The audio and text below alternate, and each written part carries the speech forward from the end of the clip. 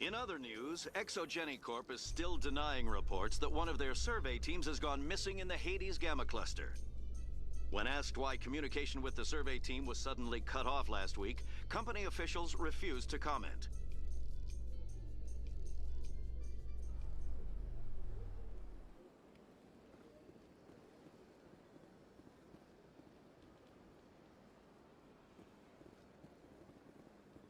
A Solarian excavation team has run into an unexpected problem after unearthing a Prothean dig site. Hanar protesters have blockaded the dig site, claiming that artifacts of the Enkindlers, as the Hanar call them, should not be destroyed.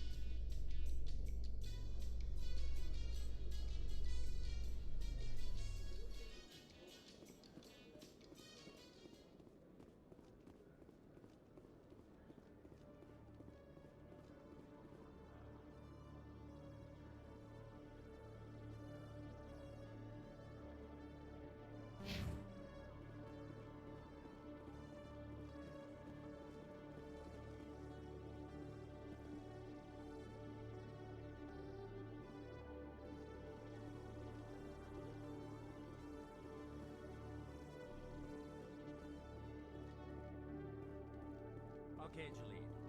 Let me get this straight. Your business partner, Shorman, he's threatened you? Well, no, not exactly. But he wants to meet with me. I think he's going to kill me. And why do you think that? I can't really get into the details. But Shorban will kill me if I leave here unprotected. I can't help you. Not unless you give me something more to go on. I can't. I'm sorry.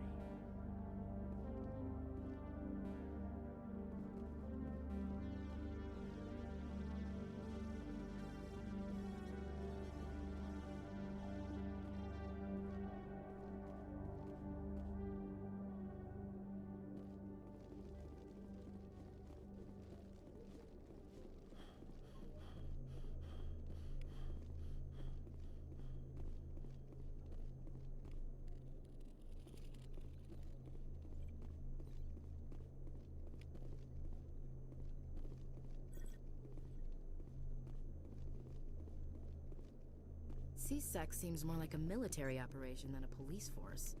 CSEC seems more like a military operation than a police force.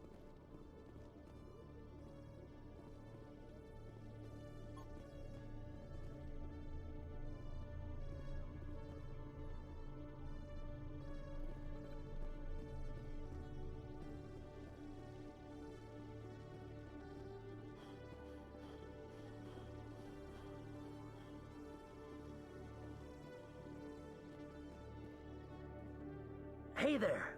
Oh, you're not CSEC, are you? Did you want something?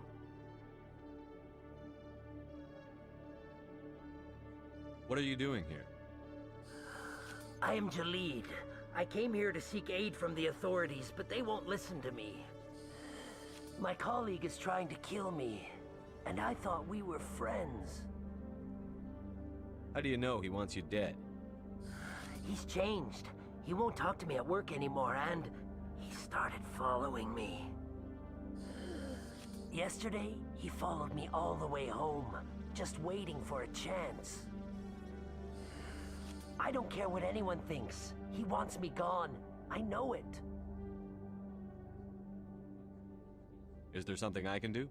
Talk to your friend, maybe? Would you? That's all I want. Someone to talk to him. Tell him to leave me alone. He thinks he can just push me around, but you'll show him, won't you? Just tell me where he is and I'll go find him. Oh, right. Well, he wanted to meet with me down in the wards near the markets. He said he just wanted to talk, but I know better. His name's Shorban. He's a Solarian. You shouldn't have any trouble. He's just a scientist. Shorban. That's the guy who asked us to scan the Keepers. The Keepers? Well, even more reason to go after him. That's against regulations. If I find out he's lied to me... Anything's possible with Shorban these days. Well, good luck.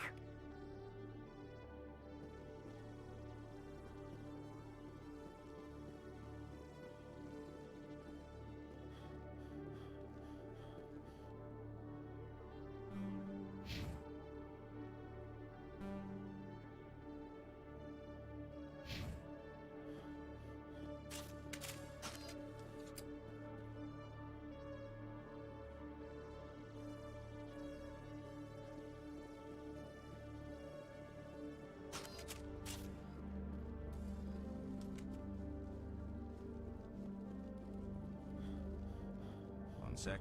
Looking you up.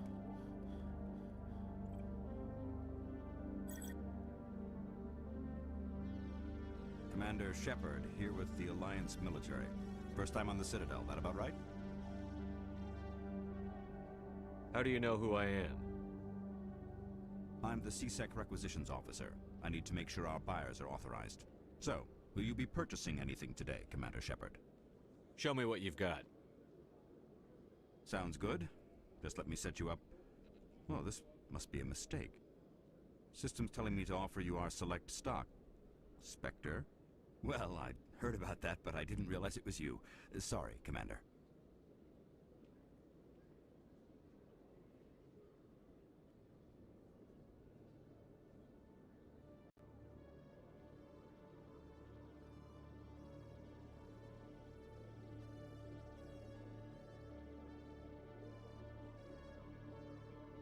Just show me what you've got. I'll open the rare stocks for you, Commander. Enjoy.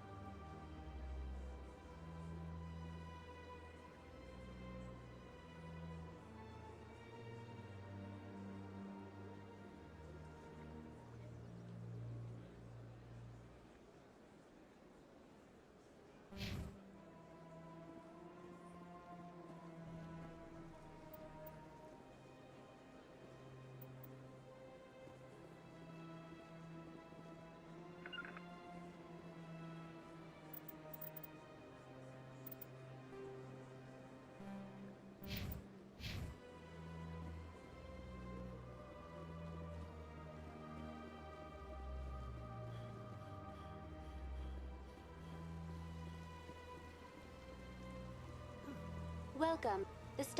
In the aftermath of the Krogan rebellions, several embassies petitioned to have the statue removed. That's all for now. Thank you for using Avina. Have a pleasant day.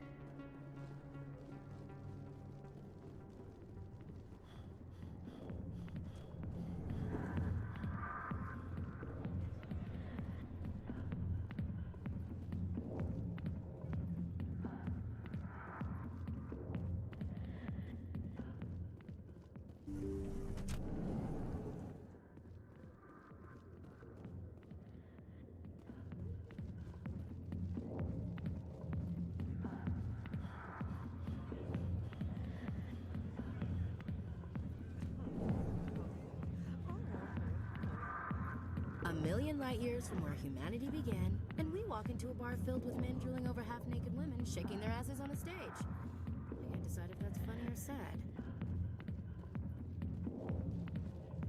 I got business here, but not with you.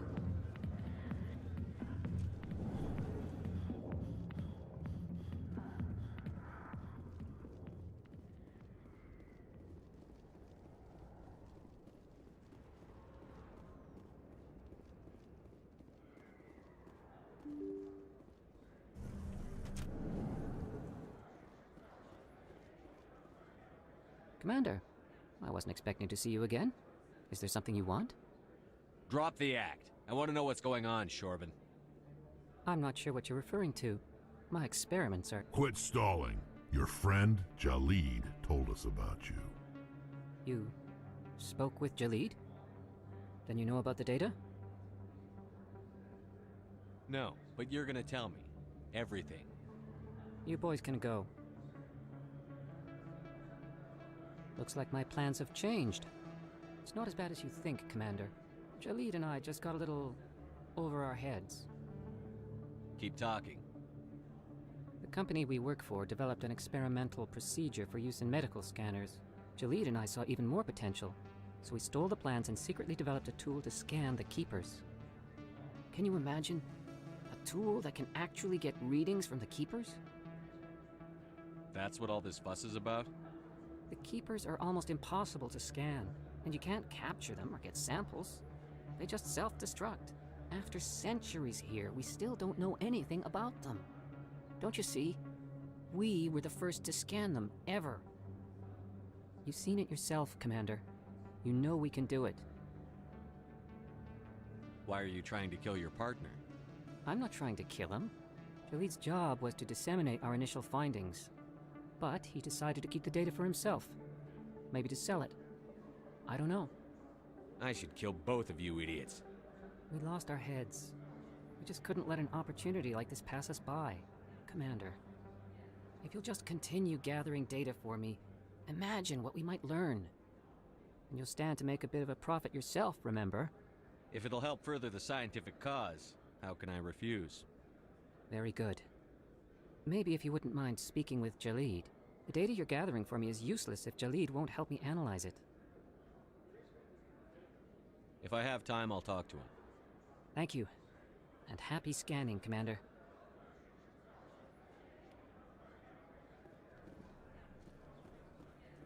Hello there. Welcome to Moorland's famous shop. Goodbye.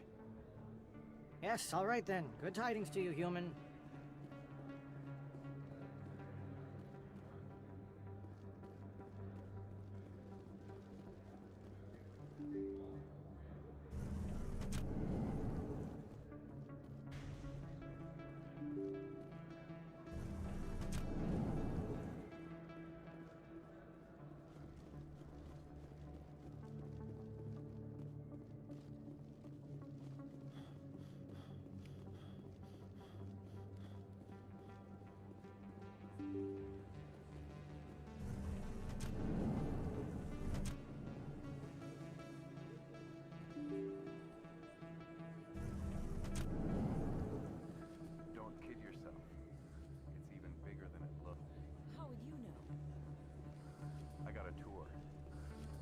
500 to see the Ascension from the inside out.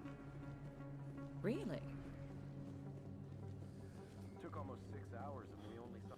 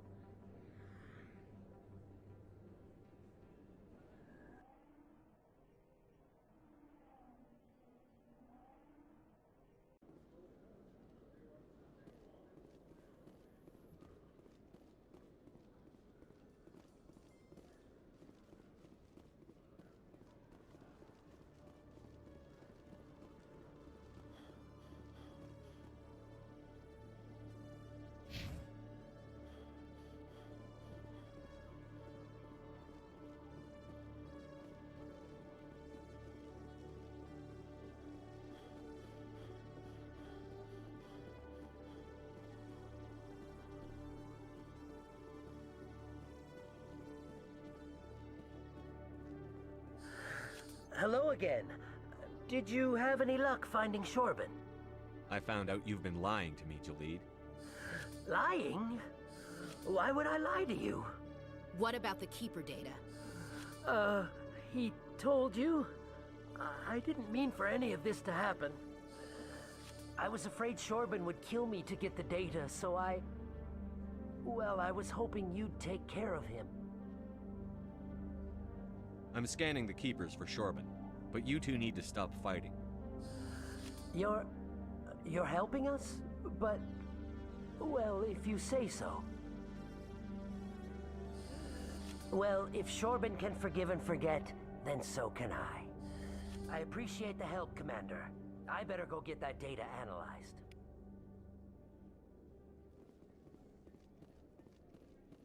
Hello, Commander.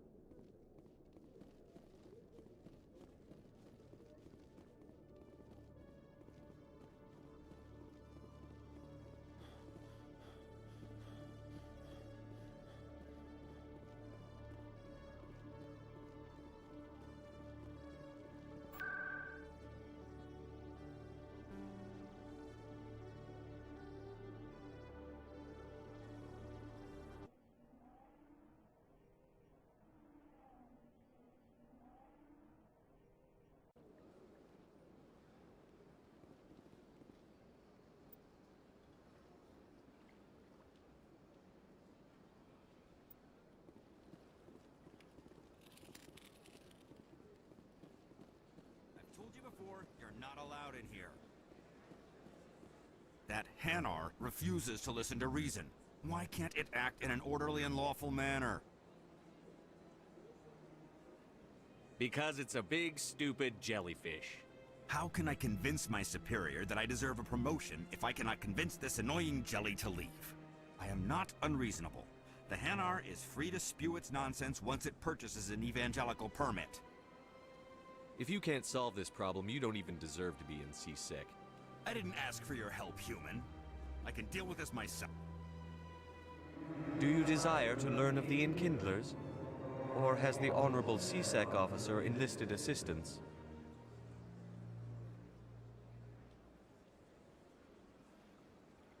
Are you allowed to preach here in the Presidium? The words this unworthy one speaks are merely observations of the truth. The C-Sec officer requests that this one purchase an evangelical permit to spread the truth of the Enkindlers.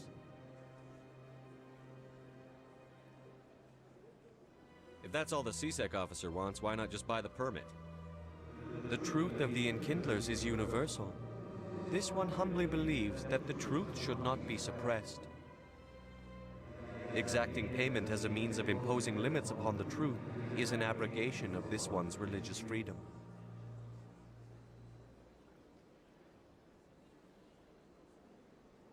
So you're breaking the law by preaching without a permit right now? The CSEC officer states that preaching in this place is forbidden, and preaching anywhere on the Citadel requires a permit. This one humbly submits that it is not preaching to state the truth of the Enkindlers, and thus no permit should be necessary.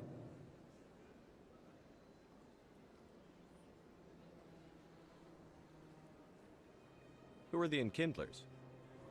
Your people know them as the Protheans. They are the true creators of this one's people.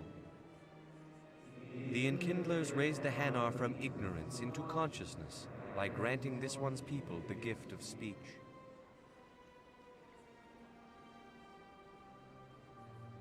Let me talk to the CSEC officer. Perhaps I can explain the situation. This one would be most grateful for the assistance. How can I convince my superior that I deserve a promotion if I am not unreasonable? The Hanar is free to spew its nonsense once it purchases an evangelical permit.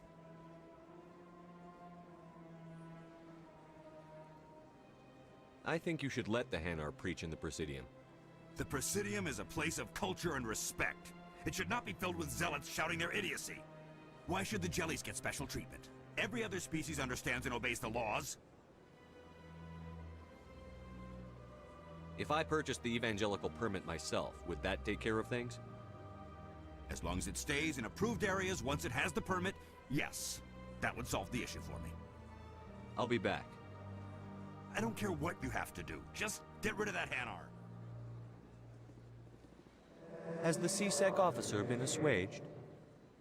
I'll keep working on it. This one will continue to spread its message. How can I convince... I am not unreasonable. The Hanar is free to spew its nonsense once it purchases an evangelical You're permit. suppressing that Hanar's religious freedom. I want you to stop. I should have known that a human wouldn't respect the laws of the Citadel. Why should the jellies get special treatment? Every other species understands and obeys the laws. I'll be back. I don't care what you have to do.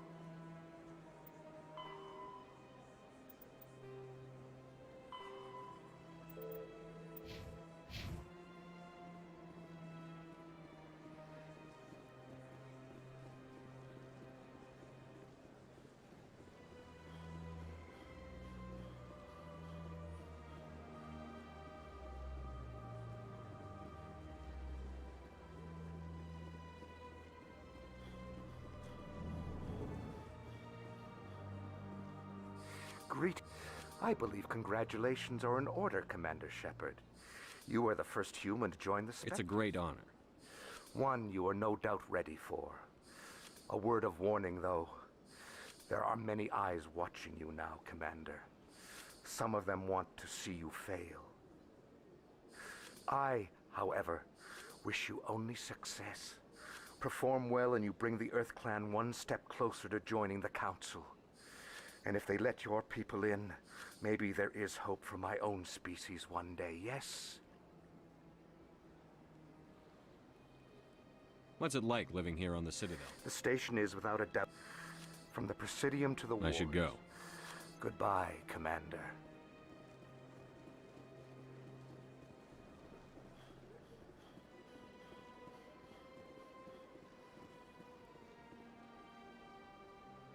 Commander. Show me your items. Oh, this one is pleased to do so, human. You will not be disappointed.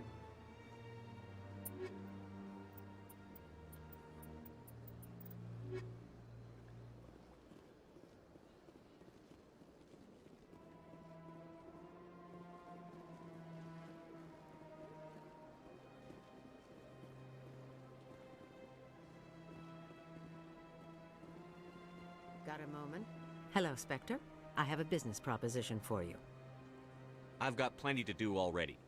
Of course you do. But this would be easy work for you, and I pay extremely well. I'm acquainted with a pair of powerful crime bosses. They're hiding on remote worlds, and I have the coordinates. You could do the galaxy a favor. If they're as bad as you say they are, they need to be dealt with. Excellent. Here are the coordinates. When these men are dead, I will wait for you with the third set of coordinates. Goodbye, Commander. It's been a pleasure to meet you.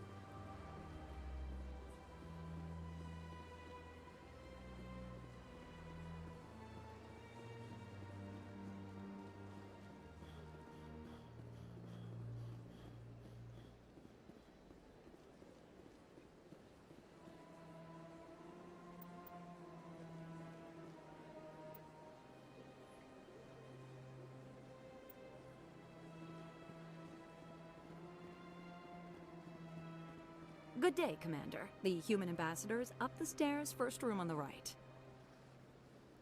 You know who I am? Yes, I receive reports on all newly arrived dignitaries and notable people. What is this place? This is the Presidium. More specifically, you are at the Citadel embassies. If you have more questions, please access Avina. What's that? Oh, Avina is the virtual guide for the Citadel. Feel free to access the terminal yourself. What's your name? What do you do here? My name is Safiria. I'm the administrative assistant for the embassies. You seem to be distracted. The embassies are the hub of all Citadel politics. When you represent trillions of citizens, it tends to get a little busy. I should be going now. Have a pleasant day.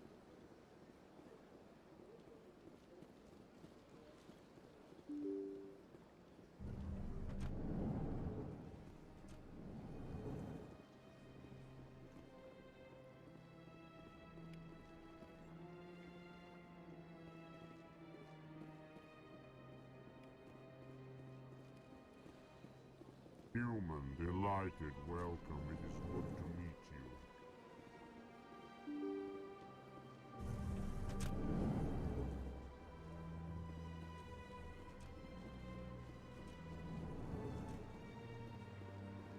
So they finally did it. I knew one of your kind would make Spectre one day. Why did you come to see me, Shepard? Did Ambassador Udina send you? Have we met before? No, but I know you well enough. I'm Executor Palin, head of CSEC. And you're the first human Spectre. Get used to people knowing who you are. At least around here. I get the feeling you're not too fond of humans. No, I just don't trust your kind. Not yet. You humans are eager to take all the power you can get, and you're being given a lot. If the Council wants to make humanity their new favorite pet, that's their business. But I don't have to like it. The Council treats us like second-class citizens. We have to fight for everything we get. Good. Then fight for it. But don't expect the rest of us to just sit back and let you take it. I'm a busy man, Commander. Are we done here? What do you know about the Spectres? They're the right hand of the Council, or so they like to be called. More like the underhanded side of the Council. What do you have against the Spectres?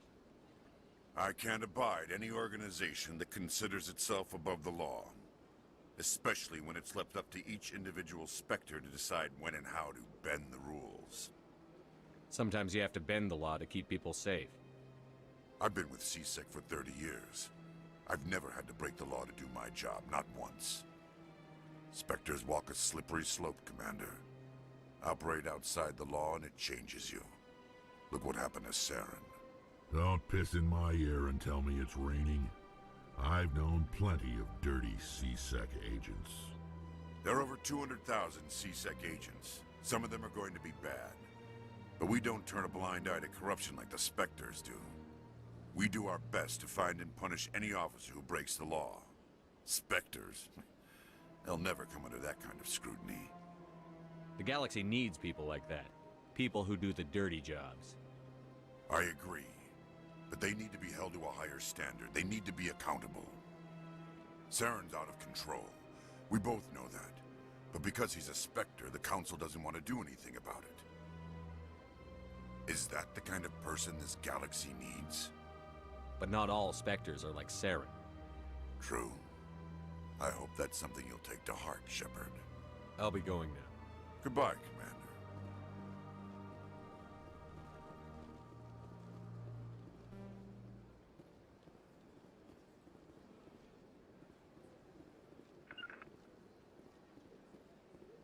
Got it.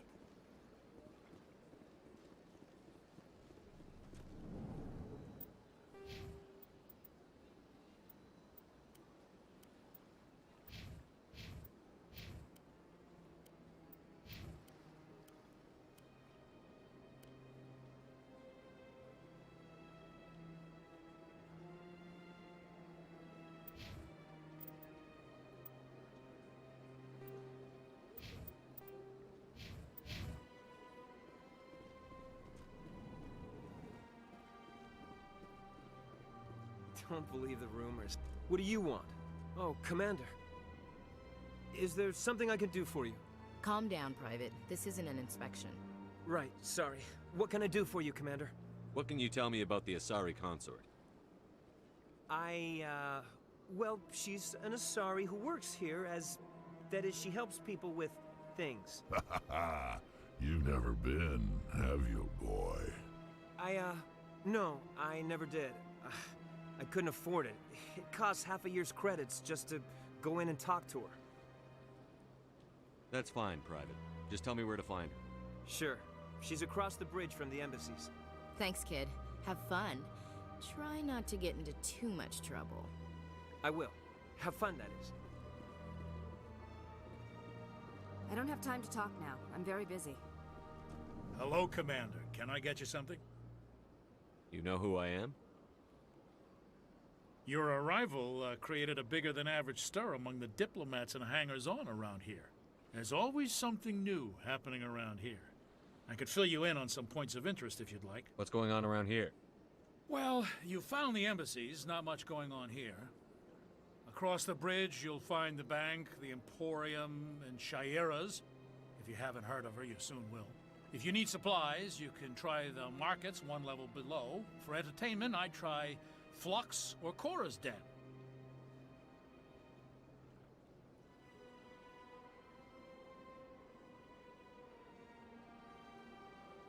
Tell me about Flux and Cora's Den.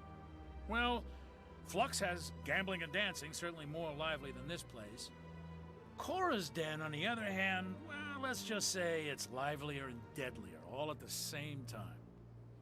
Goodbye. So long, Commander. Have a pleasant day.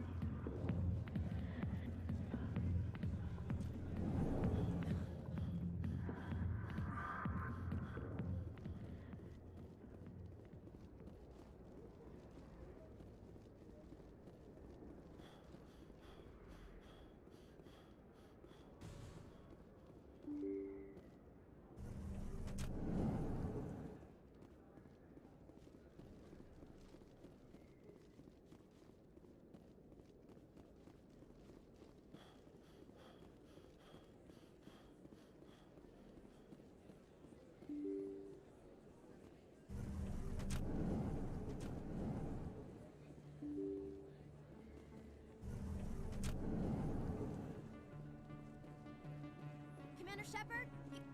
I'm Emily Wong. I'm a journalist investigating corruption on the Citadel.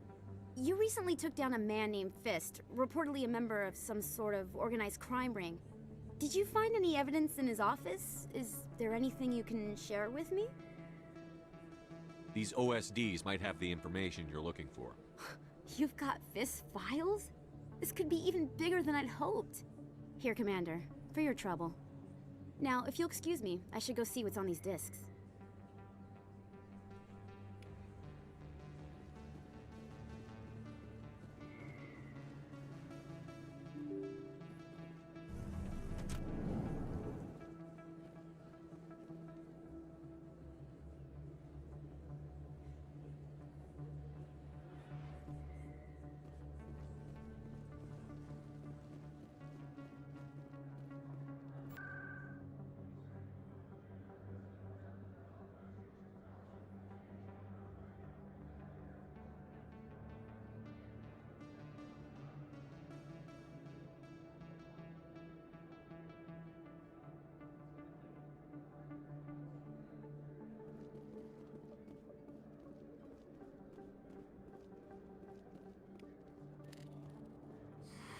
Welcome back, EarthClan.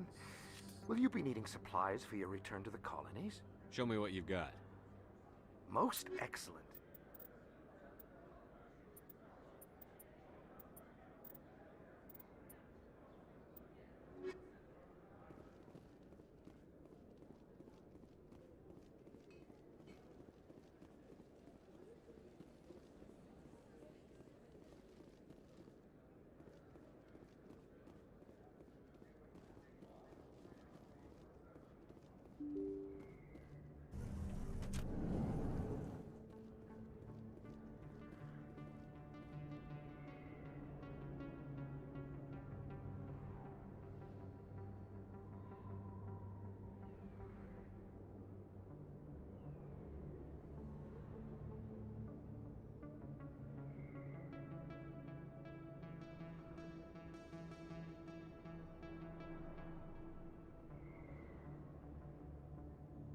What's going on, good people? In today's video here for Mass Effect 1, I'm going to give you guys a few tips on how to find C-Sec, the Normandy, and Flux on the Citadel.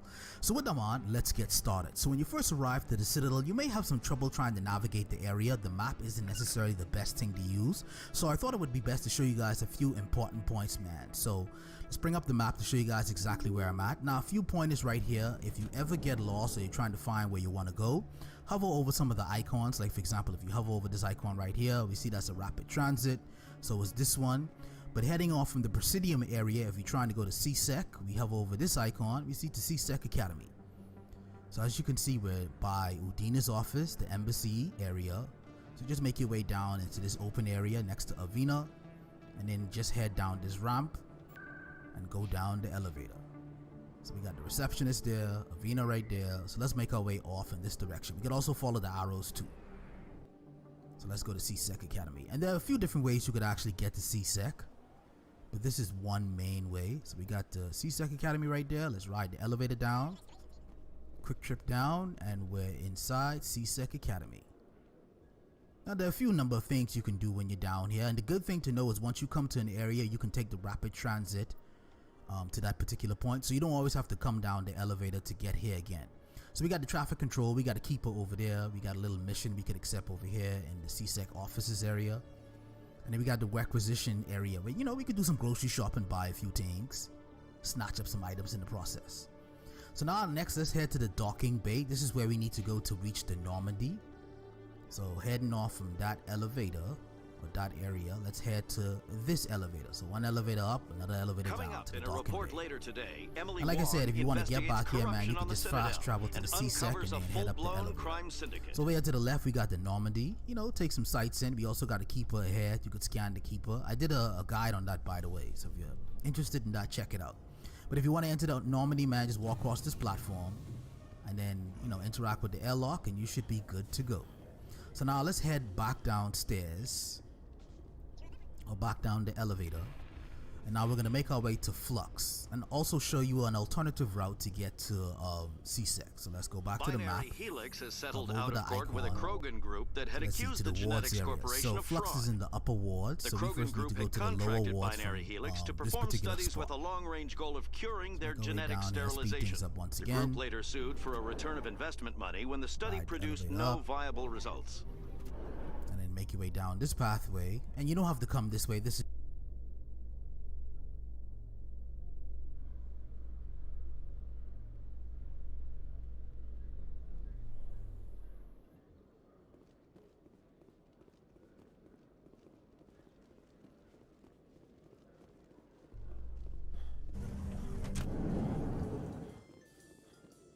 In breaking news, Chairman Burns of the Parliament Subcommittee on Transhuman Studies has been kidnapped by biotic extremists. The biotics commandeered a freighter and were last seen in the Hades Gamma Cluster.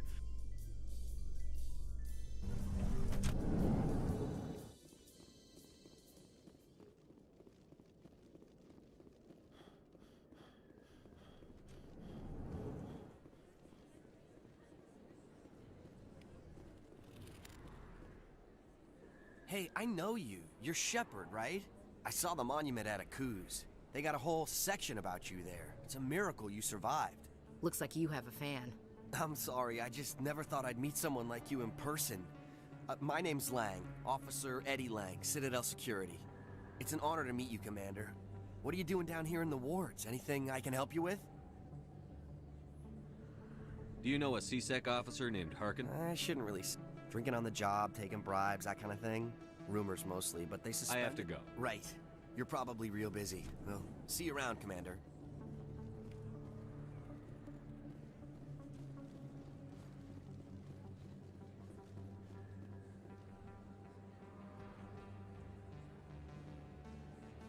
This is just the way I decided to come. Let me just show you guys where we're at on the map. And as you can see, the map is not necessarily the best. It's not the most intuitive thing to try to give you an indication where to go. It probably was difficult for them at the time to try to figure out how to do like multiple layers and things like that. We got another keeper down there in the lower wards. So we're next to the medical clinic. So let's show you guys where we're at right now. So we're in the upper ward area. So to get to Flux, you need to go to the upper ward.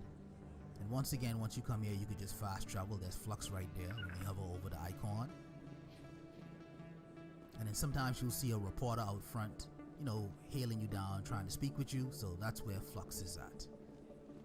And when you first come up here, you should get like a little cutscene. You know, got some drama going on. Somebody getting into some trouble. I mean, these people here, I know what they got going on, you know?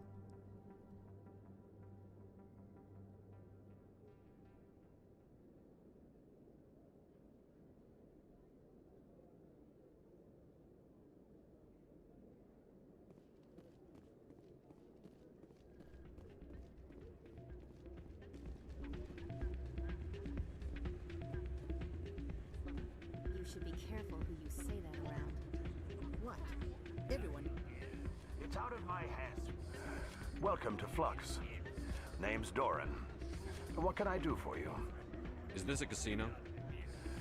Among other things, yes. We've got some quasar stations, if you're interested. Goodbye. Enjoy your time. Sorry, I'm kind of busy right now. So, what can I do for you? What were you discussing with the Volus? Who, Doran? Oh, I was just asking him about my sister. See, she worked for Doran before she left to... Ugh, sorry. I don't want to bore you with my problems. I'm interested to hear what you have to say. Well, okay. My sister Jenna left here to go work at Cora's Den. The problem is, she's working as an informant for CSEC. You know, eavesdropping on the people there. If they find out what she's doing, they'll kill her. You can't stop her from making stupid mistakes. This stupid mistake might cost her her life. I don't know. Sometimes I think she stays there just to spite me. Do you know who her contact at CSEC is? No, it's all very secret. Last time I asked an officer, he told me to stay out of it, for Jenna's safety. Maybe I could help her understand just how dangerous Cora's Den is. Would you? That'd be great. Just don't tell her I sent you. Well, I should get back to work before I get in trouble. Thanks.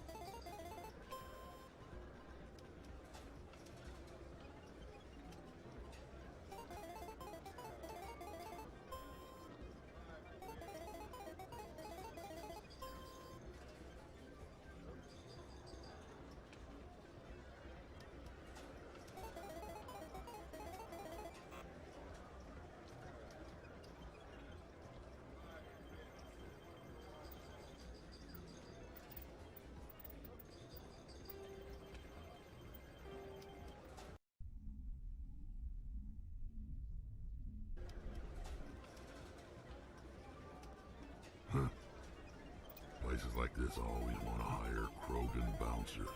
It's like we're a status symbol for them.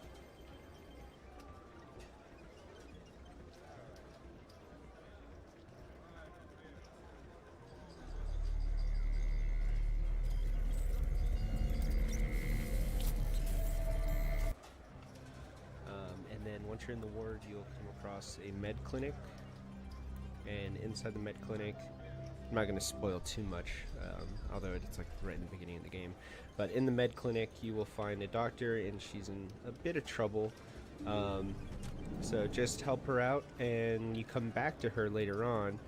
She'll be having a video message or video conference over here with another individual, and that individual is trying to blackmail her. So once you complete the mission where you help with the blackmailer, whichever way you decide to do that, it doesn't matter as long as you help her out, you'll come back to her and she'll give you a discount at her store. So anything that you get in her store, Yes, Commander. Is there something I can do for you? Let me take a look at what you have for sale. will be at a discounted price, and that includes a positive discount, if that makes sense. She'll pay more for your items. So what you're going to want to do is take all your expensive items. You'll probably have, I don't know, a couple weapons that are in the $1,000, $2,000 range to start out. And I'll show you how to do it, but let's just give you a quick rundown exactly how to get the bug done, and then I'll give you some tips of how to increase your odds of getting more money. So you'll go to her, you'll sell everything you have, you'll back out, you'll leave her clinic, and you're going to come right to this little area right here. You're going to travel to ward locations, markets, and just as a suggestion, make a couple saves right beforehand, just so you can, you know, just in case it breaks. It shouldn't break, but I always make a couple saves before I start doing the glitch. You're gonna go over here to Expat. He's in the market. Supplies for your return to the colonies? Show me what you've got. You'll take a look at his storefront, and you'll go to buyback. Now, everything you sold to her, you can buy back from Expat for less money than she paid you for the item. Okay, and I'll show you again exactly how much money. I should have slowed it down there. But you're just going to buy back everything that she gave you. And you see we had $90,000 when we were talking to her initially, and now we're at $120,000. So I made about $30,000. And then you're just going to go back to her through here. Ward locations. Med clinic. And once you get a hang of it, you'll be able to pretty much spam right through those menus, and it takes like 2 seconds. I'll show you what that looks like. You're going to go back to her. And you're just going to repeat that process. Yes, So Commander. talk Is to there her, something I can do for you? supplies, Let me take a look at what you have for Of sale. course. and sell. So okay, so for this medium armor here, she'll buy it from me for 19,200 credits. So we'll go back to expat in the market, and we'll see exactly how much he pays for me, or for that. So she sold it to me for 19,200, and expat will buy it. Again, ward locations, market, and just straight across here to expat. So 19,200 credits is what she gave me for that armor. Show me what you've got. Most excellent. And he lets me buy it back for 10,200, so a $9,000 profit on that armor. So every time I do this with just that armor alone, I make 9,000 credits. So just buy back all your stuff again, and I'm up 147,000, so about $20,000 profit. So what you can do, especially if you know, like I forgot about this glitch, to be honest, when I first started up the Legendary Edition, but you'll probably have to find some higher value items if you've broken yours down or sold them already. If you've already sold them, they'll be in the buyback section for any store you go to. So you can just buy back all your stuff and then start doing the glitch with everything you've already sold.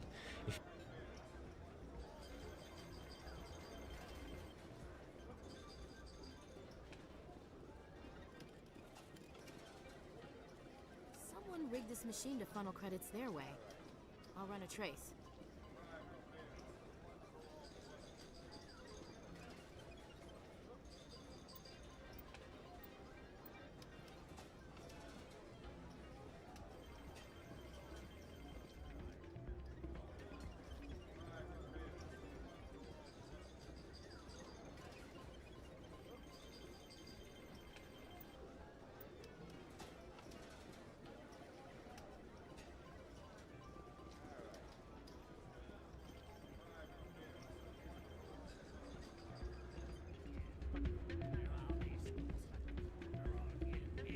That's not what I heard.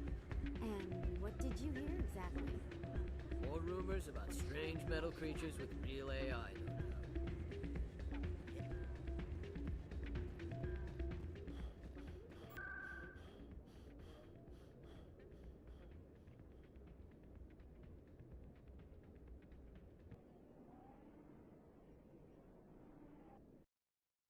If you broke them down, that's going to be a little bit more difficult. You can't get them back.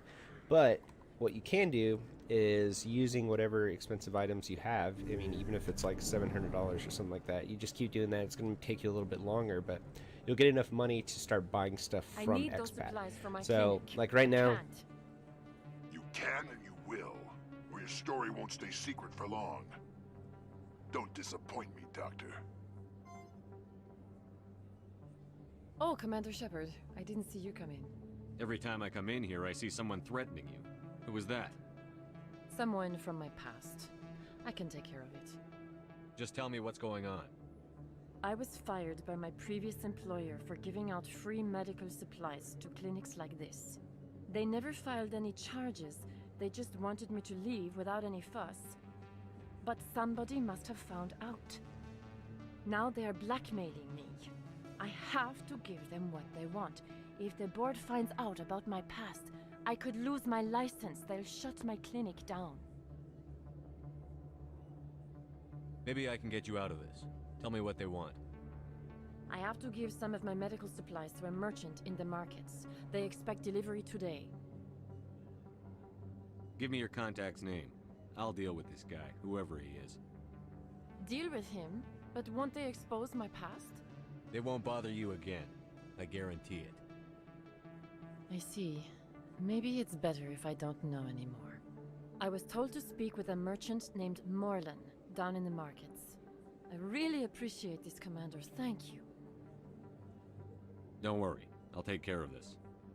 Good luck, Commander. Be careful down there.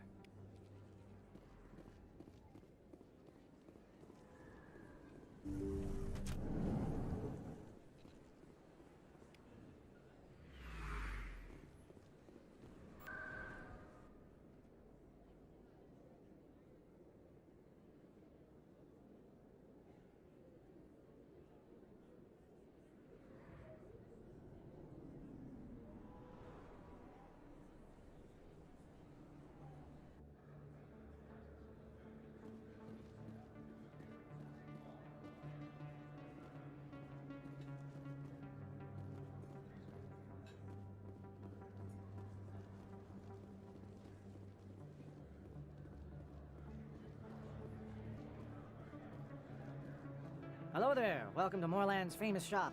You want many good supplies, yes? You were expecting a delivery of medical supplies? But I was told the doctor would be bringing them. Change of plans. A change, but the doctor... I don't... This is not right, human. Shut up, Moreland. I told Baines you'd screw this up. What the hell's going on here? Who are you?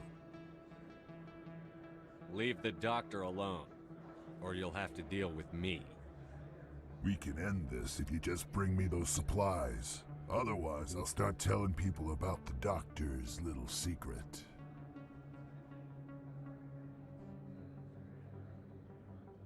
That secret dies with you. Then we do this the hard way.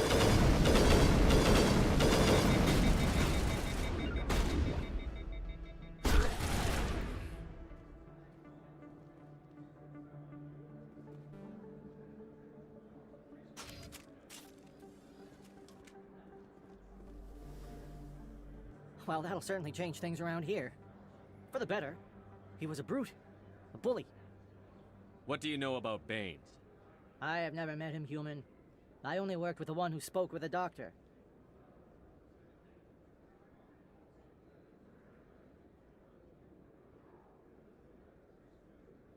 Goodbye. Yes, all right then. Good tidings to you, human.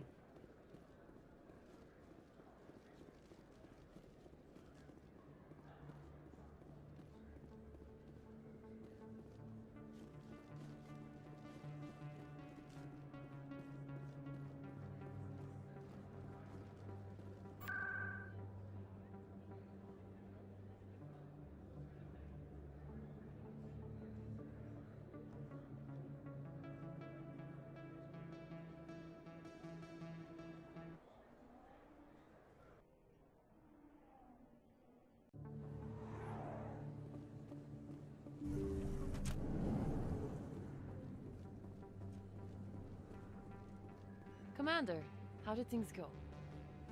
I killed him. Oh, I didn't realize things would get so...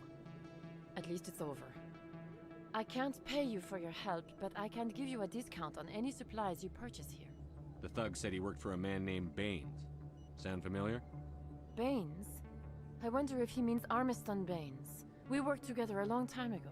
What can you tell me about him?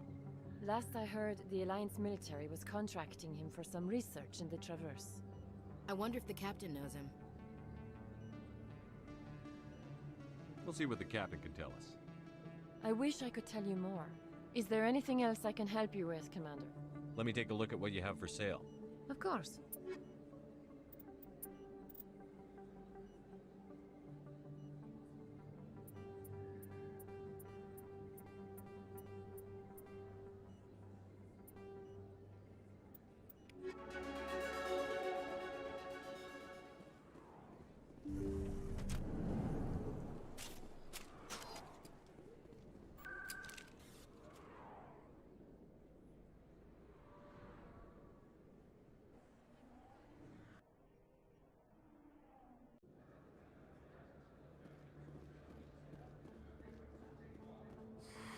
Welcome back, EarthClan. Will you be needing supplies for your return to the colonies? Show me what you've got. Most excellent.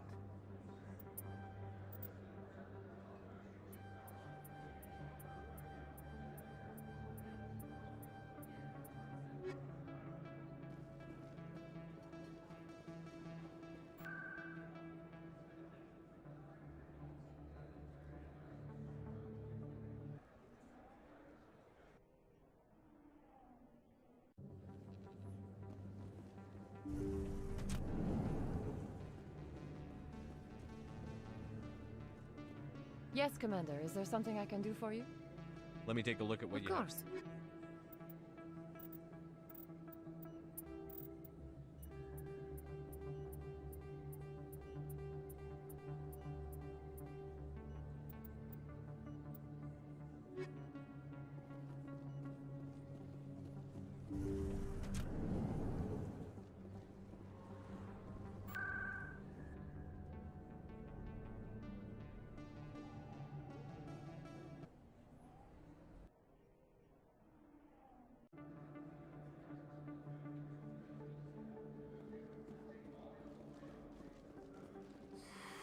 Welcome back, Earth Clan. Will you be needing supplies for your return to the colonies? Show me what you've got.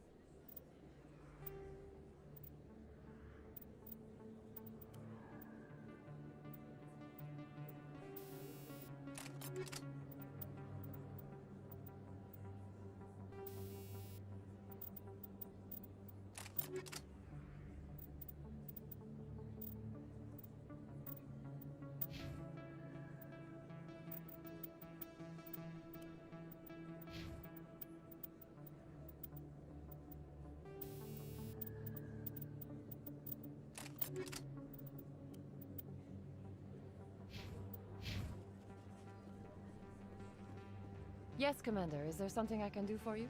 Let me take a look at what you have Of for course. sale.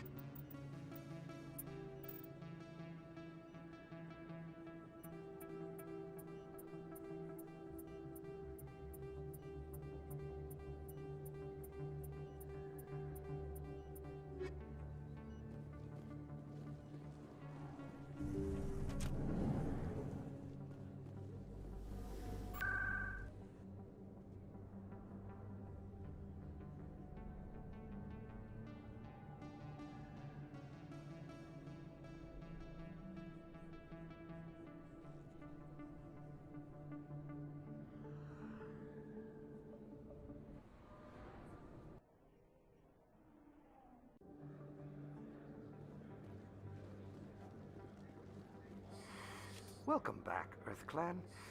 Will you be needing Show me what you've got. Most excellent.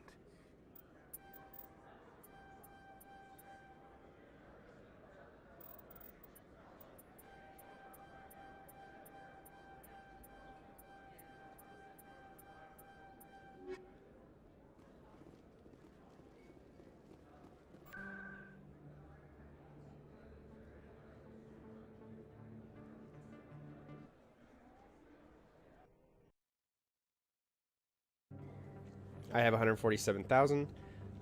This is a $76,000 or 76,000 credit armor. So I'm just gonna buy this just to include it in the rest of my Yes, inventory Commander. of Is there sellable something I can do items, for you? and that'll give me Let me take a look at what pretty you have for good sized sale. Of bump course. It's obviously going to take a lot of my money right now, but I should make that back in like 2 turns. So, Ward, Med Clinic. But yeah, so once you earn money, start buying the stuff from Expat just to add to your inventory. It'll help you earn money quicker. So right now we're at like a $20,000 profit. This is probably going to bump it up to like $40,000 profit. So yeah, I can sell that for $25,000. So again, everything sold to her. Get back to Expat. Spam. Oh shoot. See? I was too quick. Now I'm in the Chora's Den, or Cora's Den, or Chora's Den. But yeah, once you get the hang of it, you can spam through those buttons and it goes by like in seconds. I think in the original, I can't remember, I think in the original glitch for the actual like first Mass Effect that came out, you couldn't fast travel. I can't remember if that's exactly how it worked, but I think you had to walk across the store. Okay, so she gave me like 25,000 credits for that, and I'm buying it back for 13,000. So like a $12,000 profit just on that armor alone. And I pretty much almost made my money back. I'm like 40,000 short from where I started. So yeah, so that is the Yes, Commander. Is there something I can do for you? that is the infinite credits glitch. So you can just keep doing that, going back and forth, back and forth, back and forth. So once you do get enough Let me money, take a look at what you have I for recommend, especially once you reach the Spectre status, which you'll, you know, if you're that far into the game, you'll know. If you've already played the game, you'll know. But once you get Spectre status, you can go into the CSEC. Move! You can go into CSEC and go down to the requisitions officer down here. And he'll give you a special inventory of weapons and armor. Just for Spectres. Show me what you've got. And in here's like some stuff that's real expensive. So, you know, buy this $304,000 sniper, this $266,000 shotgun. If you buy all these and go back up there and do that glitch, you're gonna make so much money. Each time you do it, it's gonna be ridiculous. You'll have well over 1 million credits within like 4 or 5 attempts, maybe even less. So I would recommend doing the glitch until you get enough money to come down here and then buy one or two of these expensive items, and then go back up there and just go crazy with it. You're gonna make tons of credits, and then you can pretty much have really good weapons and armor to start the game out, and it's gonna make your life much easier as you advance through the rest of the game. So yeah, I think I will probably make a video once I get to that point in the game for an infinite experience glitch, if that's your thing. Let me take a look at what you have for Come back and check that out. That won't be until later. I'm actually going to be playing this and having fun with it and enjoying it. So this is my favorite franchise. So it'll probably be a week or two before I get to that area, but I will post the video for the experience glitch if it's still working. I'll have to test it. I'm pretty sure it will. But yeah. Thanks for watching. Have fun out there, guys, and enjoy the infinite credits glitch.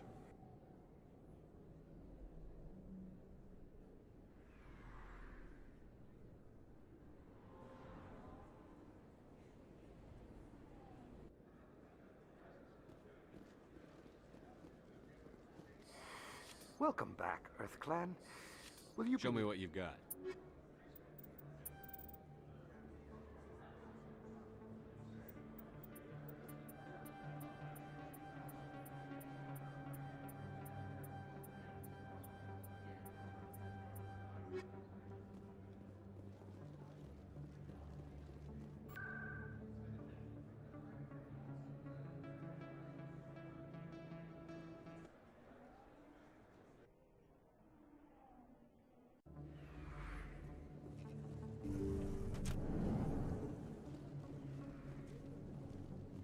Yes, Commander. Is there something I can do for you? Let me take a look at...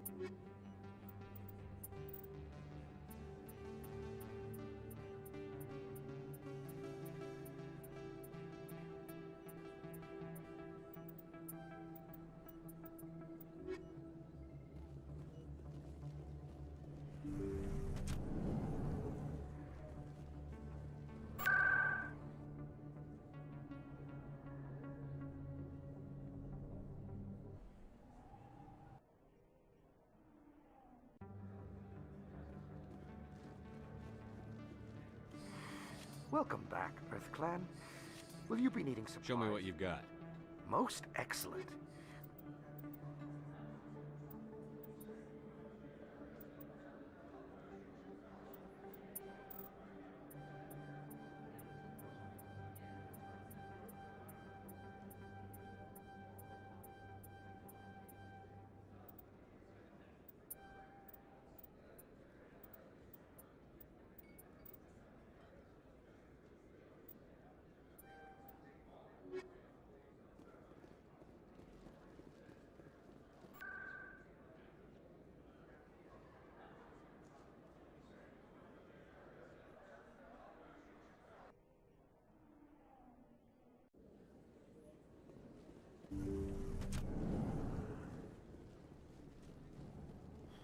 Yes, Commander. Is there something I can do for you?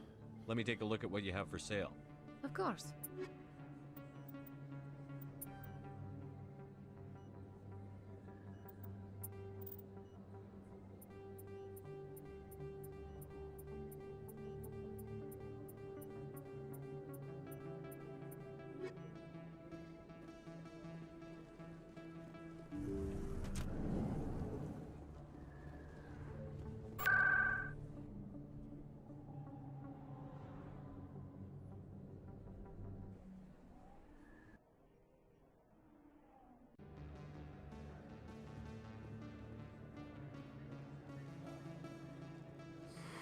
Welcome back, Earth Clan.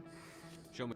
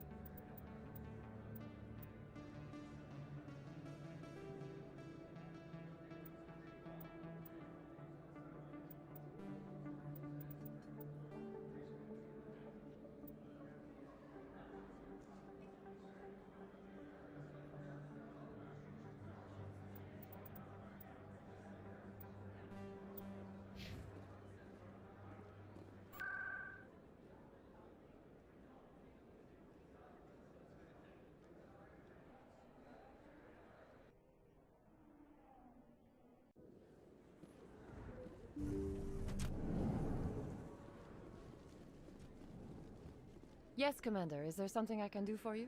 Let me take a look at what you have for sale. Of course.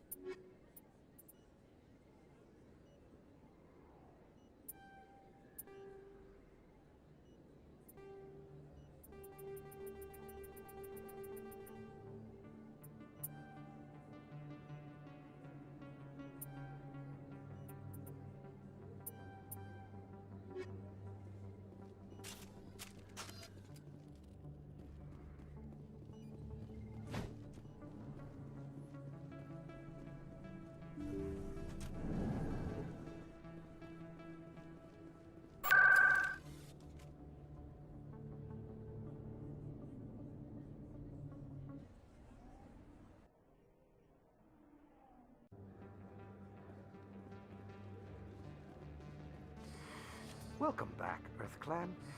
Will you be needing supplies for your return to the colonies? Show me what you've got. Most excellent.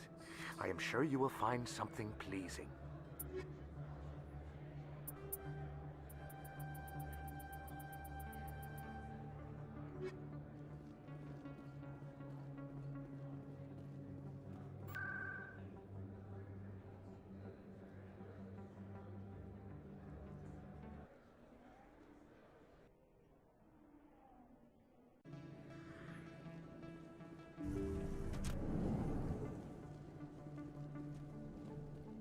Yes, Commander. Is there something I can do for you? Let me take a look at what you have for sale. Of course.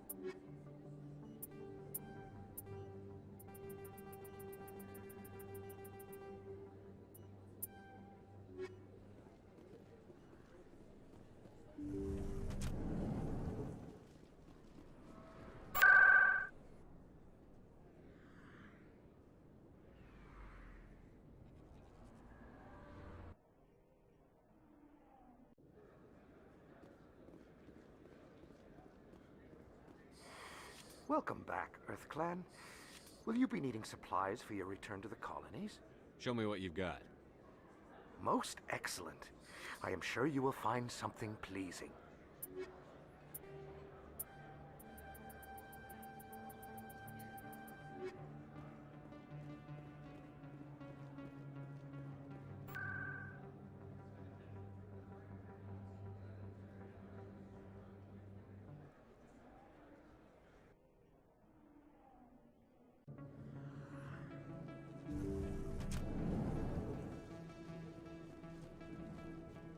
Yes, Commander. Is there something I can do for you?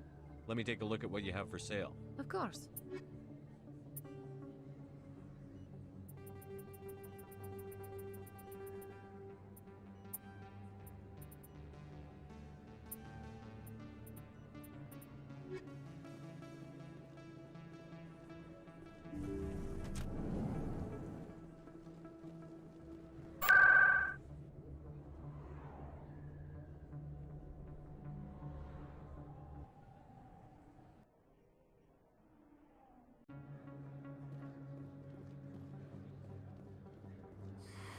Welcome back, Earth Clan.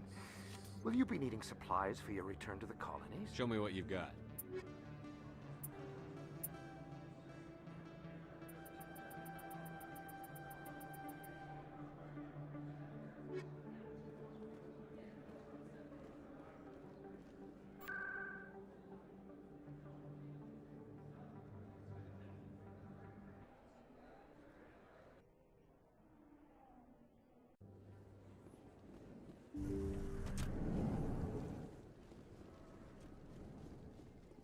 Yes, Commander. Is there something I can do for you?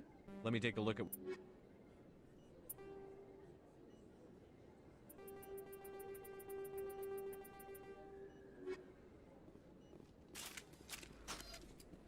Eat this!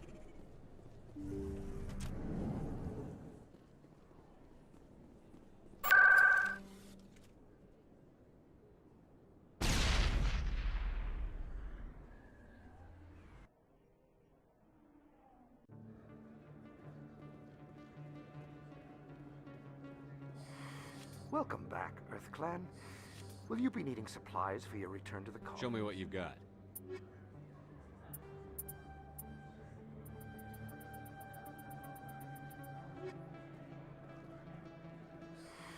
Welcome back, Earth Clan.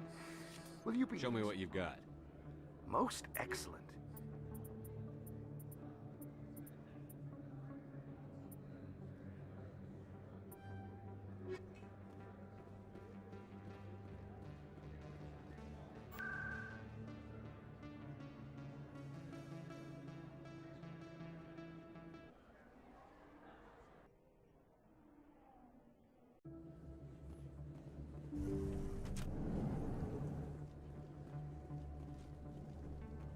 Yes, Commander. Is there something I can do for you?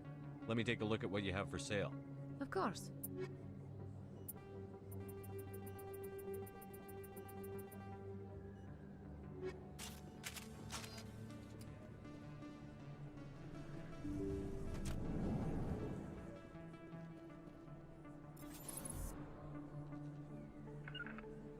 Regroup!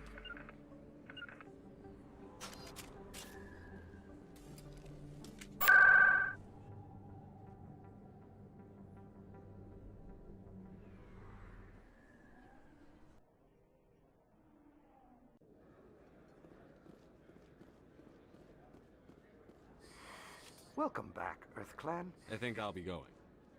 As you say, Earth Clan. Good day to you. Welcome back, Earth Clan. Show me what you've got.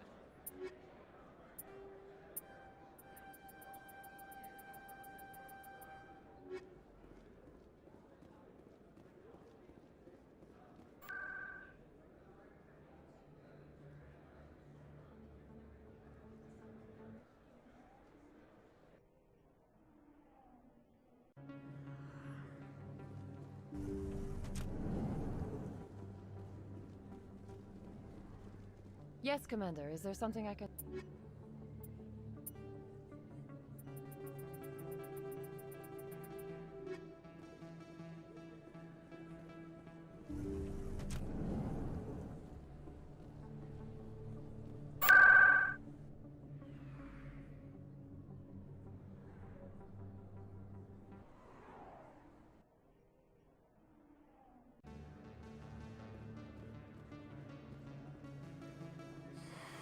Welcome back, Earth Clan. Show me what you've got.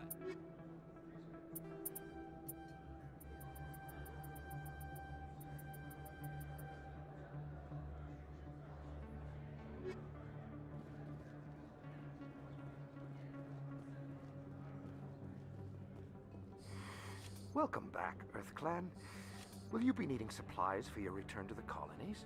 Show me what you've got. Most excellent.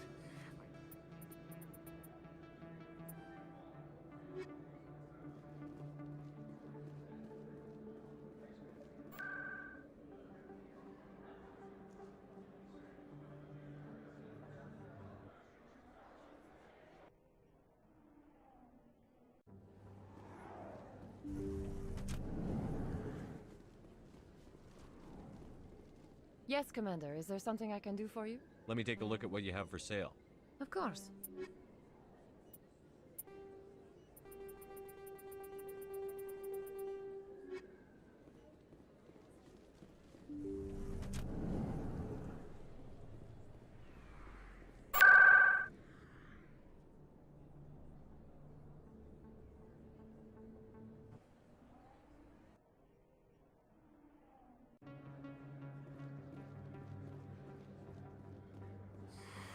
Welcome back, Earth Clan. Will you be needing supplies for your return? Show me what you've got.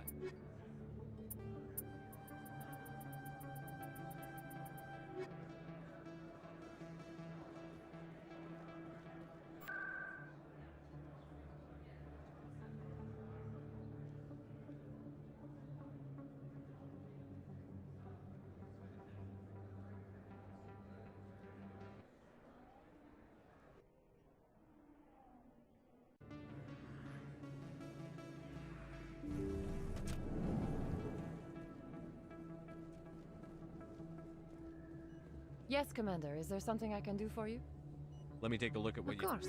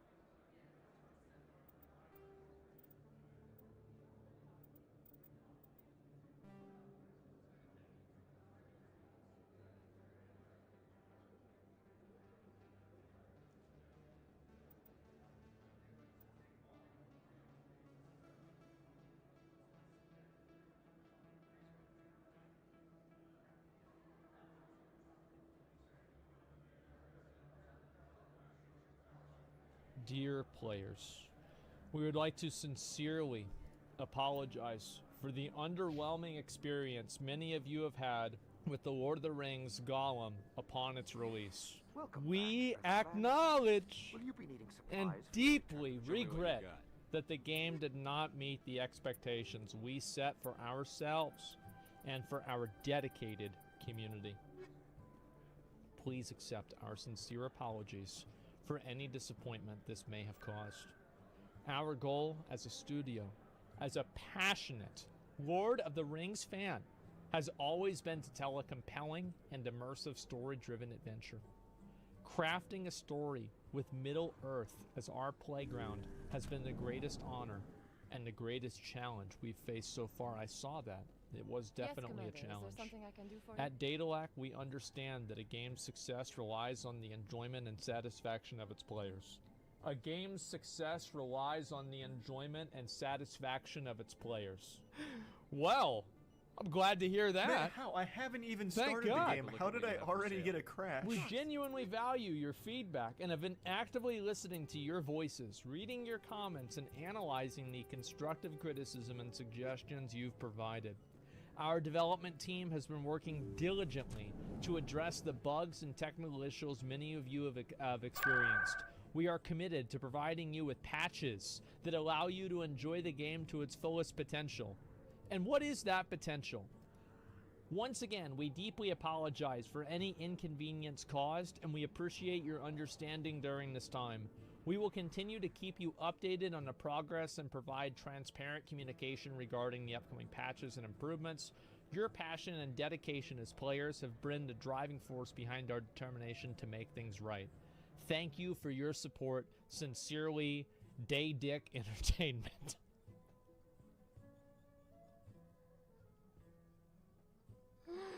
Oh my fucking God, guys. Another day, another corporate apology for a video game coming out and being fucking garbage.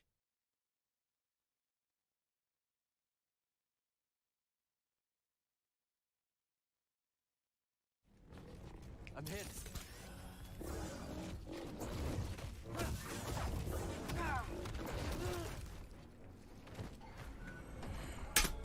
Fuck! Something's still wrong. I'm not mad. You. Fuck you! Something's still wrong.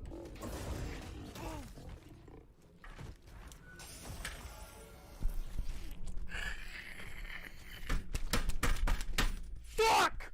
Something's still wrong.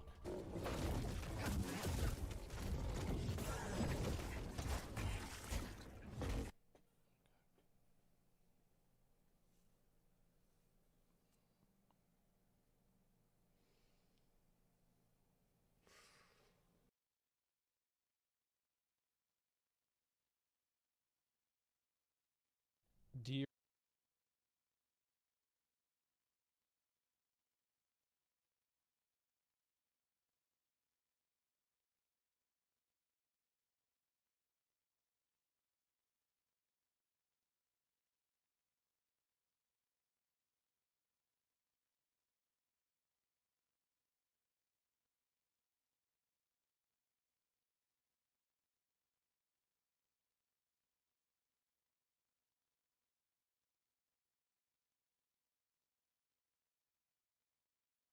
This is me subjecting my body to science. Oh my gosh.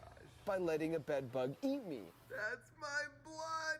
Because for 4 years now, I've been wanting to make this exact video taking a deep dive, into the fascinating world of bedbugs. There's a lot of fear and myths out there regarding dealing with bedbugs, and today we're going to debunk nearly all of them, heading out in the field with the experts and running some experiments.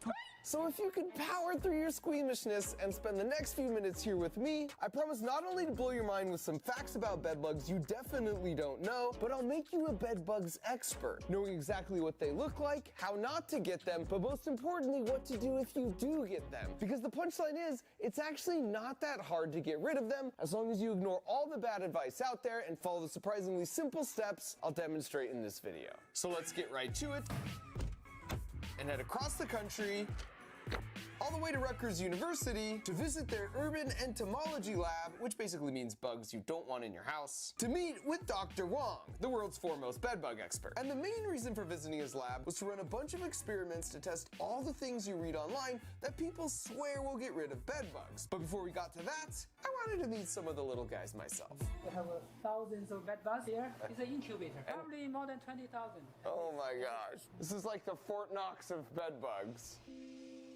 Okay. Can I pick up one of these? Sure. Okay, I cannot drop this, I feel like. This one probably has 400 or 500. 400 or 500 in this? Yeah. Okay, you want to open it? You want me to open it? I'll open it.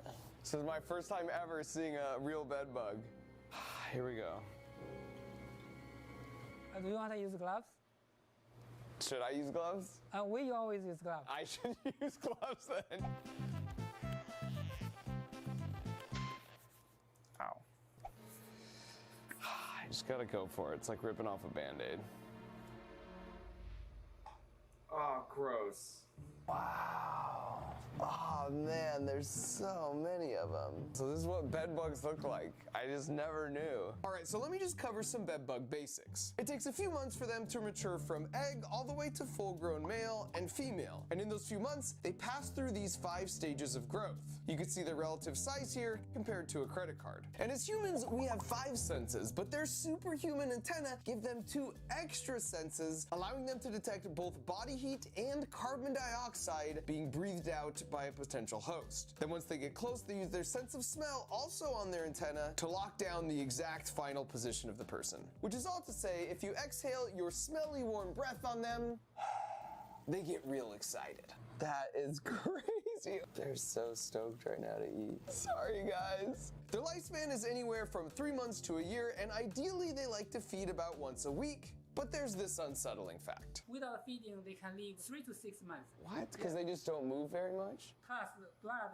is highly nutritious material, so they can stay in the resting stage for 3 to 6 months. And the professor says 3 to 6 months here, but for my first of 5 super wild bedbug facts, if their environment is relatively cold, they can survive up to 300 days without eating anything. They're really flat. Because they are hungry. So when they're hungry and they haven't fed, they're gonna be more flat. Right. I'd love to get a shot of it going from flat and brown to... Oh, if you want to do that, you put it on the arm. You can see. Which meant I had a decision to make. Okay, I'll do it. For science, we're gonna make a brown bedbug red. So average feeding time is about 5 to 10 minutes. I feel like I'm at the Red Cross here. Let's do this. Oh my gosh. Oh. Oh. No, it's start feeding. It's already feeding? Yeah, it's feeding.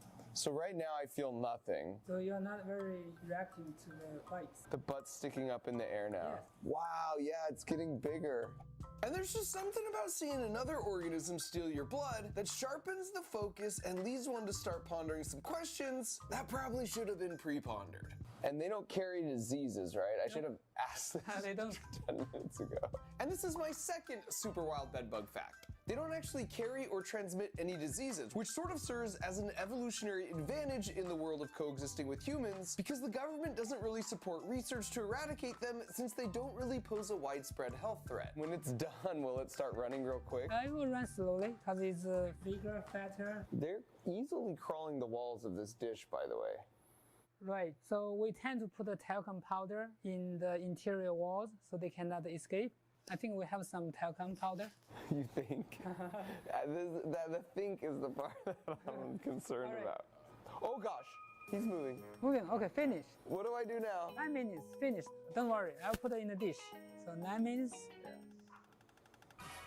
Normally after I give blood, I get juice and cookies. And when we put my new blood buddy next to an unfed bedbug, gross. The difference was astounding, which made me really curious what it would look like under the microscope that was just sitting there begging to be used. Oh my gosh.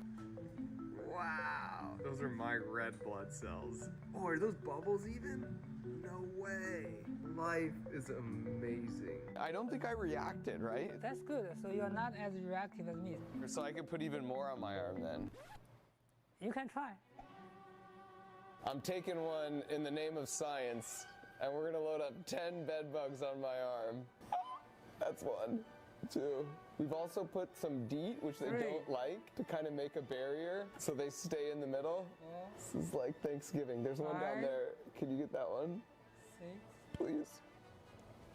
7. Oh, I can feel them bite. Like if I don't look. 9. 10. Okay. 11. I said 10, Professor. 1 bonus. Oh, that one's turning red already.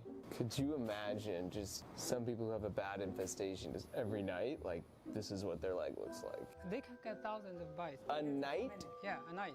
They're getting bigger and bigger by the second. Oh, you better not start mating on me. This one finished. Okay, I don't like your attitude. Let's get rid of this guy. Professor. Professor. Professor. As they finish, I vote them off the island. I don't want him crawling up my arm. He's full, and you're off the island. Oh, and you're off the island. And he's done. Peace. Down to 2. This is like a Mr. Beast challenge. Last to leave the arm wins a gallon of rabbit blood. Oh, we have a winner! I think it's dead. Oh, there he goes. And so once again, by way of comparison, here are the 11 bed bugs that just spent some quality time with me versus 11 unfed bed bugs of similar ages. All right, so they're all done feeding. There was 11 total. It took about 10 minutes, but I would have no idea they just made a meal out of me. Like, I felt a tiny prick on one of the 11, but other than that, like, it's a tricky little parasite. And I'm not alone. Half of all people have no reaction to a bedbug bite, whereas the other 50% of the population will have some kind of reaction to their saliva that will look something like this in the morning. So having survived the bloodletting, it was time to run our experiments and head into the vault sealed by the huge wooden door.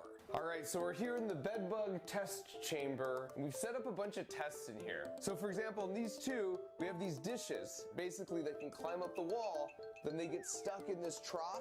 It's too slippery to climb out. Inside each of these troughs, there's a little vial of this good smelling stuff that to the bedbugs smells like a human. So they're gonna go to either one of these. So this one in this corner is a control. Whereas in this corner, we have an ultrasonic pest repeller. So we wanna see if this actually does anything or not. So at the end of 24 hours, we'll come back, we'll count the number of bedbugs in this dish versus this one. There's way more in the control, and this is actually doing something. But if there's the same number of each, then this is nothing more than a gimmick to steal your money. In addition to testing the ultrasonic bedbug repeller, we used an identical test setup to investigate some of the other supposed remedies to bedbugs commonly found online, including dryer sheets, mothballs, baking soda, and essential oils. And just for the sake of my curiosity, we also placed this vertical post in a dish. For my super wild bedbug fact number 3 out of 5, the professor told me that bedbugs are attracted to vertical objects because if you think about it, humans generally sleep at the highest elevation in any given room.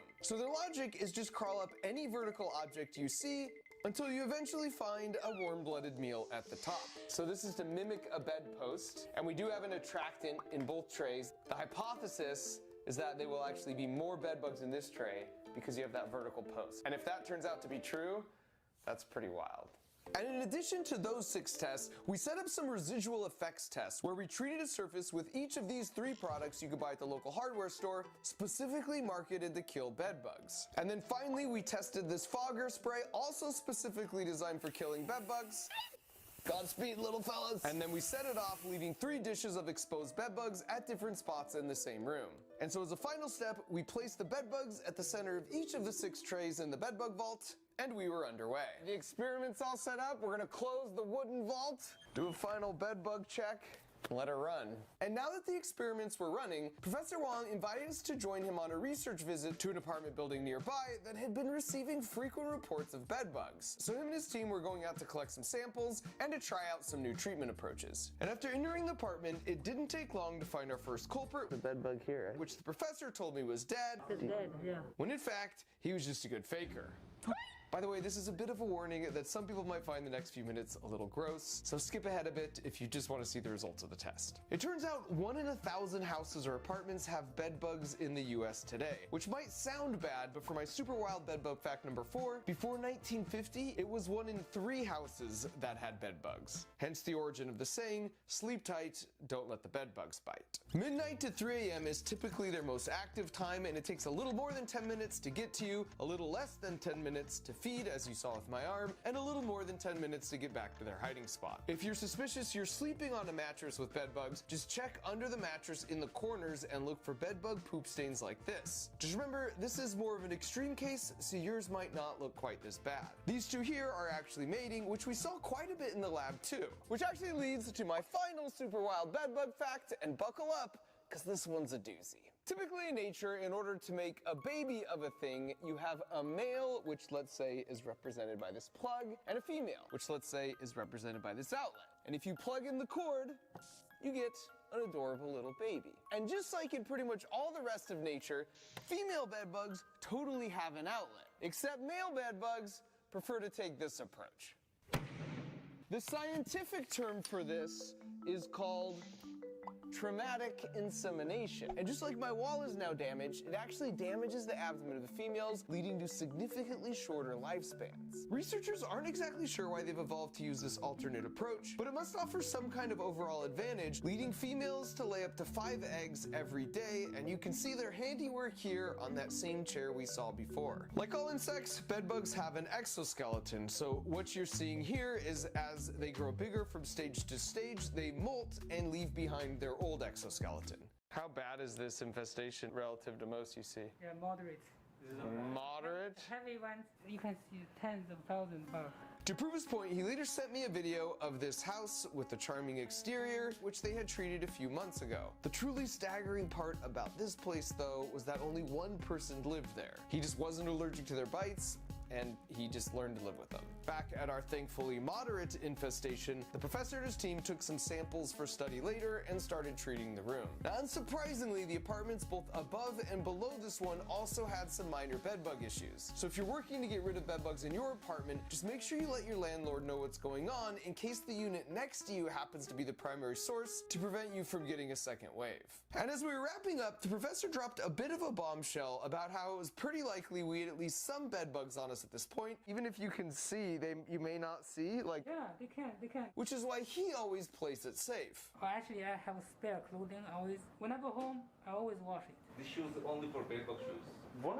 Nobody told us any of it. We, unfortunately, were not told to bring, nor did we have a spare change of clothes. What have I done? So we did the next best thing by steaming ourselves, which instantly kills the bedbugs from the heat. That is until the professor decided he should check his shoes and found this. Is it alive? Yeah, it's alive. Oh my gosh. No way. At which point, just steaming ourselves seemed wildly insufficient. And because apparently it's illegal in the state of New Jersey to just publicly chill in your underwear, me and my crew hit up the local Goodwill to wait things out in style. So the next day we headed back to the lab to check on our results in our freshly laundered clothes. But can I just take a moment to say it's the best to hang out with bug people because they have cool door knockers and interesting magazine subscriptions. The only downside being they like to study more than just bed bugs. Oh, it smells. This is where they keep the cockroaches, and as you might recall, I really don't like cockroaches.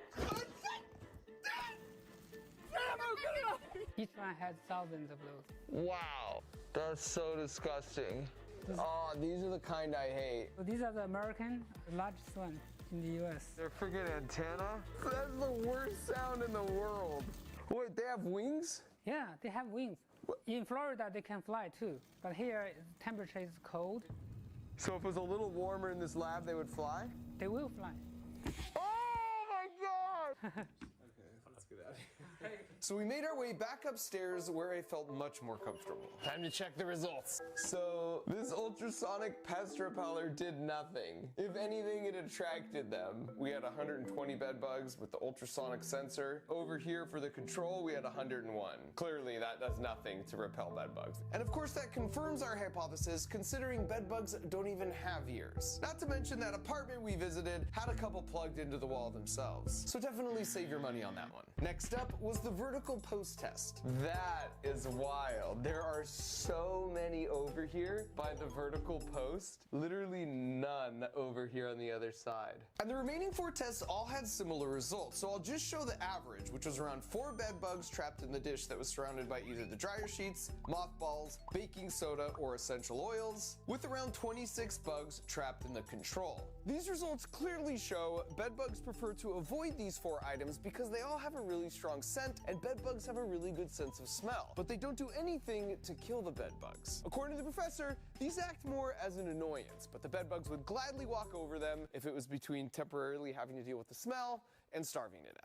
As for the residual effect test with the pesticides specifically engineered to kill bed bugs, it was even worse news. The spray, aerosol, and fogger bed bug killers all killed about 12% of the bed bugs after 10 days. And before you go all glass half full and think, well, 12% is better than nothing, our control, which was just water, also had a 12% mortality rate, so it's literally not better than nothing. According to Professor Wong, part of the reason for these terrible results is that many strains of bedbugs have developed immunity to a lot of these chemicals over the years, and he thinks in 10 years, all bedbugs will be immune.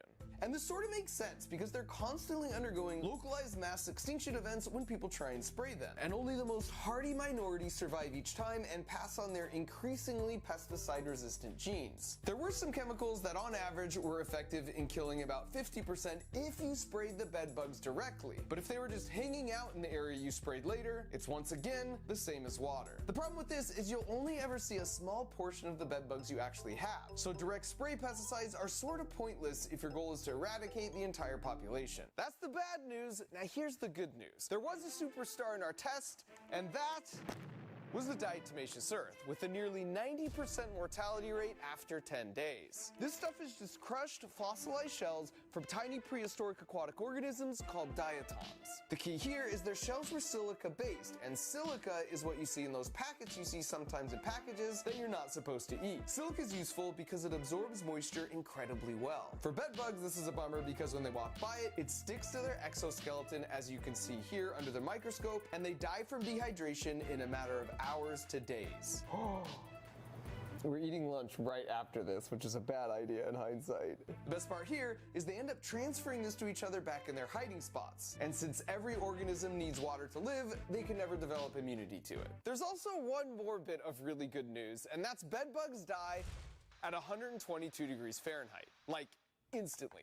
This is also 100% effective, and there's no way to build immunity to it. And a really easy way to get a bed bug to 120 degrees, as we demonstrated earlier, is with a clothes dryer or a steamer, or if you want the nuclear option, you can work with professionals to heat your entire house to that temperature. Now that we have a better sense of what does and doesn't work, let's talk about what to do if you actually get bed bugs. And the first thing to point out is the best way to get rid of them is to not get them in the first place. And the most common way people get bed bugs is through traveling. So when you get to your room, here are 3 simple tips. First, pull back the bed sheets and check the corners of the mattress now that you know what to look for. Second, don't set your suitcase on the bed or the floor. Instead, set it on the luggage rack, or if for some reason you feel like you need to be extra cautious, the bathtub. And third, don't put your clothes in the hotel drawers or leave them just lying around. Whatever you're not wearing should just stay in your luggage or hanging up on the hangers. Alright, so you were super careful when staying in the hotel on travel, but then you got back and bought that couch on Craigslist for a smoking deal, and now you got bed bugs in your home. In Professor Wong's experience, you don't actually need to spend $4,000 hiring an exterminator, as long as you know there's 3 steps for defense and 3 for offense. First up, for defense, you put your bed in a bag. You can buy these mattress and box spring encasements off Amazon that once you zip them around your bed, basically seal in any bed bugs currently living inside. Just remember, they can live up to 300 days, so you can't take it off for a year. And they not only trap in any current bed bugs, but they also remove all the mattress hems and clever hiding spots they love to use. Number 2, your clothes dryer. Wash and dry your clothes and sheets at least once a week. More often doesn't hurt. Importantly, you want to wash them in hot water and dry them on the highest heat setting because it's impossible for them to survive this. Number 3, simplify and declutter. Simplify the room to take away any hiding spots by putting clutter into plastic bags or totes. They aren't interested in clean clothes, but dirty clothes smell nice to them, so it's good to also store those in a plastic bag or tote until you're ready to wash them. Also, move your bed away from the wall so the only way they can get on the bed is by climbing up the legs. So that's the 3 steps for defense. Now for the offense. Number 1, vacuum. Make sure you vacuum the bedroom floor and the bed area once a week. Just be sure to empty anything you've collected into a bag and into the trash.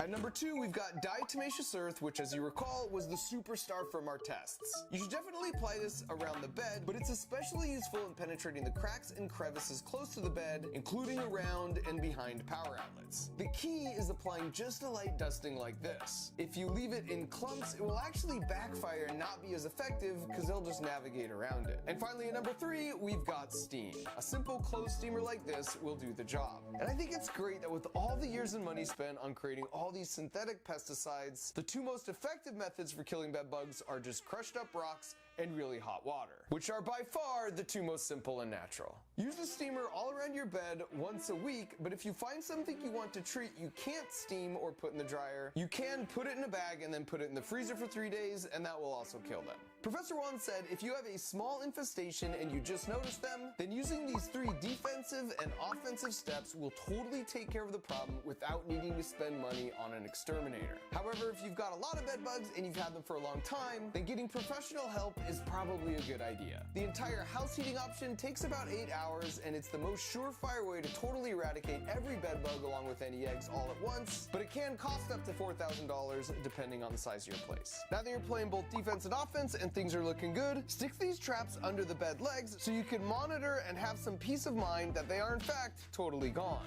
Alright, that's it. You're a bed bug expert now. I'm hopeful that at least some of you will have a renewed appreciation for the fascinating natural world around us, and everyone else can just congratulate yourself on making it to the end while soaking in a bathtub of Listerine. This is the world's largest frisbee launcher! And I invited my nephews out to demonstrate just how much more accurate it is than their near human selves. Wow! And that frisbee launcher, of course, is just a scaled up replica of this handheld version, which also happens to be insanely accurate with all 6 rapid fire shots. Then there's this coin spinner that also gives you superpowers, this time to spin a coin better than any mere human. That is awesome. And then, of course, a mega version, which I also used to dominate my nephews.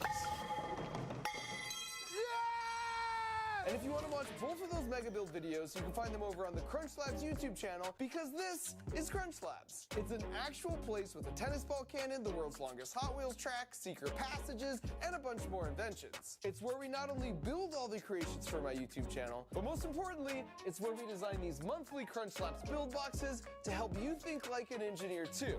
It says it right there on the box.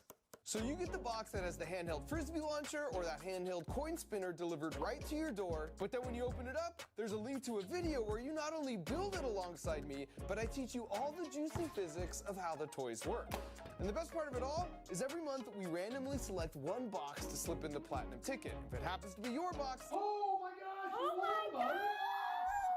and you're coming out right here to Crunch Labs to design with me and my team for a day. So if you want to unlock a whole world of possibilities of thinking like an engineer, of learning how to create and build whatever you can dream up, go to crunchlabs.com and order your Build Box subscription today.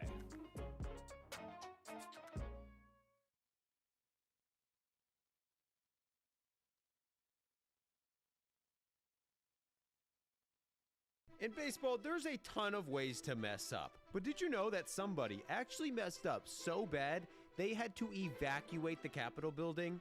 And that's not even close to the dumbest thing that has ever happened on a baseball field. These mistakes have lost teams games, may have cost a team a World Series, caused actual riots.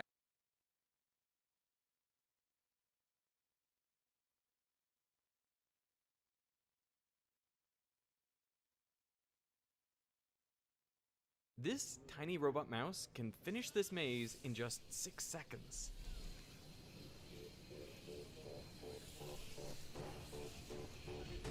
Whew. Every year around the world, people compete in the oldest robotics race. The goal is simple: get to the end of the maze as fast as possible. The person who came second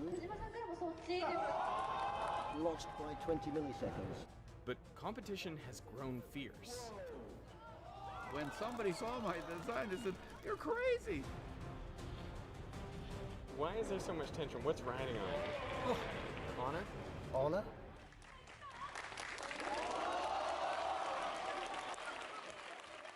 This video was sponsored by Onshape.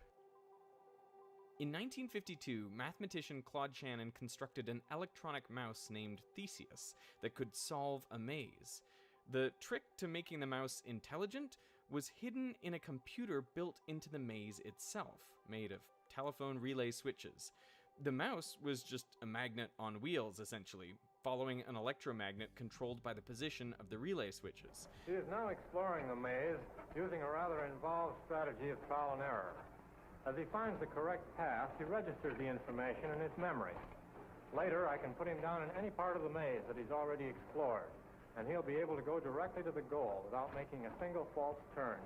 Theseus is often referred to as one of the first examples of machine learning.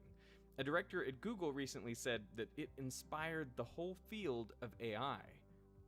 25 years later, editors at the Institute of Electrical and Electronics Engineers, or IEEE, caught wind of a contest for electronic mice, or Le Mouse Electronique, as they had heard.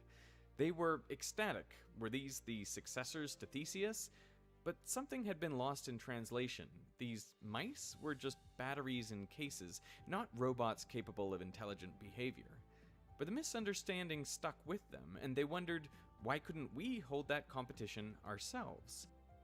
In 1977, the announcement for IEEE's Amazing Micro Mouse Maze contest attracted over 6,000 entrants, but the number of successful competitors dwindled rapidly. Eventually, just 15 entrants reached the finals in 1979. But by this point, the contest had garnered enough public interest to be broadcast nationwide on the evening news. And just like the rumor that inspired the competition, Micromouse began to spread across the world.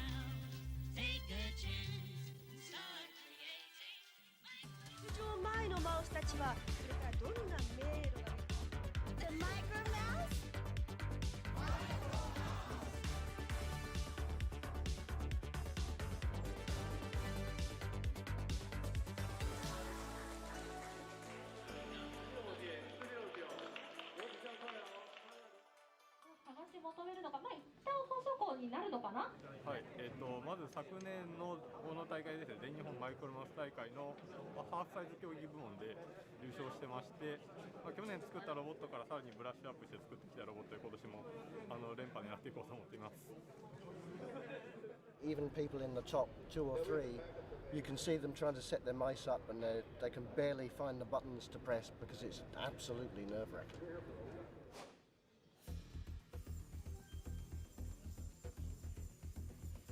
It doesn't matter what it was. It could be horse racing, it could be motor racing, it could be mouse racing.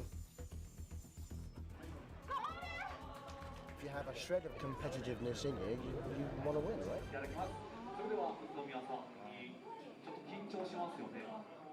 Just like a real mouse, a micromouse has to be fully autonomous. No internet connection, no GPS or remote control, and no nudging it to help it get unstuck.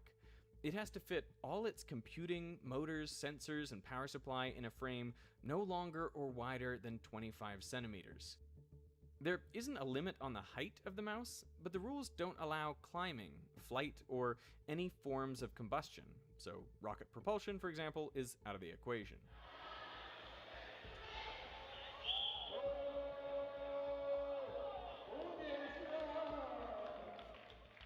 The maze itself is a square about 3 meters on each side, subdivided by walls into corridors only 18 centimeters across. And in 2009, the half-size micromouse category was introduced, with mice smaller than 12.5 centimeters per side and paths just 9 centimeters across. The final layout of the maze is only revealed at the start of each competition, after which competitors are not allowed to change the code in their mice. 小峰さんがおっしゃっていた宇宙人枠とはこのことか。上位争いは苛烈です。7秒654。 The big 3 competitions, All Japan, Taiwan, and USA's APEC, usually limit the time mice get in the maze to 7 or 10 minutes, and mice are only allowed 5 runs from the start to the goal. So if you spend a lot of time searching, that's a penalty. Makes right? sense. So the strategy for most micromice is to spend their first run carefully learning the maze and looking for the best path to the goal, while not wasting too much time. Then they use their remaining tries to sprint down that path for the fastest runtime possible.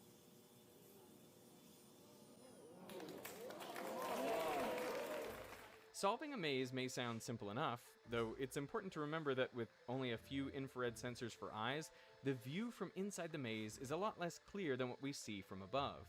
Still, you can solve a maze with your eyes closed. If you just put one hand along one wall, you will eventually reach the end of most common mazes. And that's exactly what some initial Micromouse competitors realized too. And after a simple wall-following mouse took home gold in the first finals, the goal of the maze was moved away from the edges and freestanding walls were added, which would leave a simple wall-following mouse searching forever. Your next instinct might be to run through the maze taking note of every fork in the road. Whenever you reach a dead end or a loop, you can go back to the last intersection and try a different path. If your last left turn got you nowhere, you'd come back to that intersection and go right instead.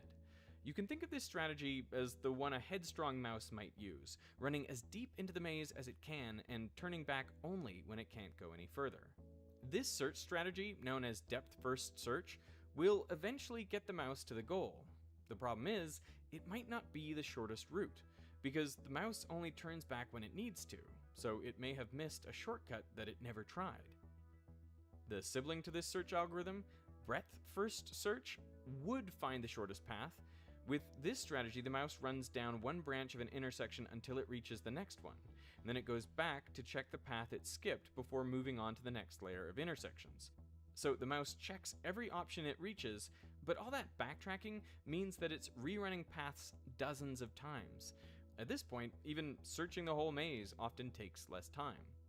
So why not just do that?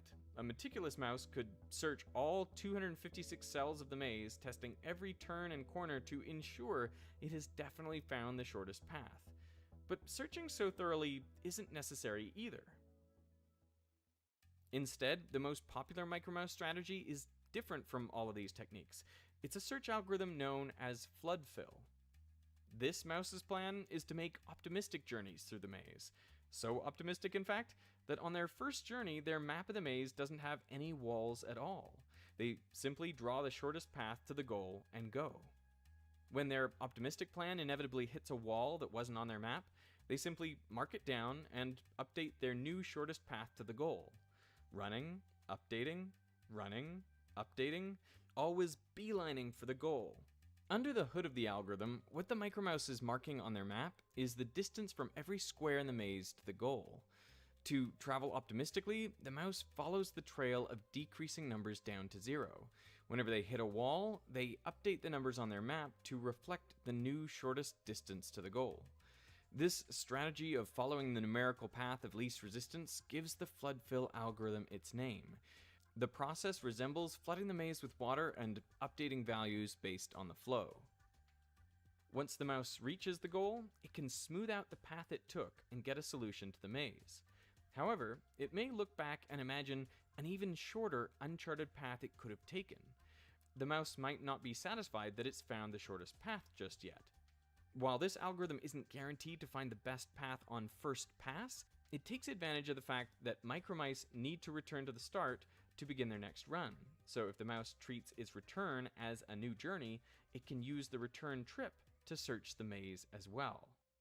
Between these two attempts, both optimized to find the shortest path from start to finish, it's extremely likely that the mouse will discover it, and the mouse will have done it efficiently, often leaving irrelevant areas of the maze entirely untouched. Floodfill offers both an intelligent and practical way for Micromice to find the shortest path through the maze. Once there was a clear strategy to find the shortest path, and once the microcontrollers and sensors required to implement it became common, some people believed Micromouse had run its course. As a paper published in IEEE put it, at the end of the 1980s, the Micromouse contest had outlived itself. The problem was solved and did not provide any new challenges.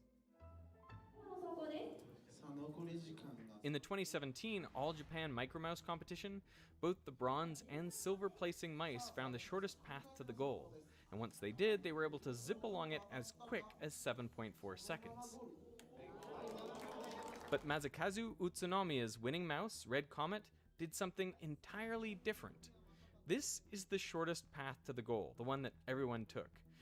This is the path that Red Comet took. It's a full 5.5 meters longer. That's because Micromice aren't actually searching for the shortest path, they're searching for the fastest path. And Red Comet's search algorithm figured out that this path had fewer turns to slow it down. So even though the path was longer, it could end up being faster. So it took that risk.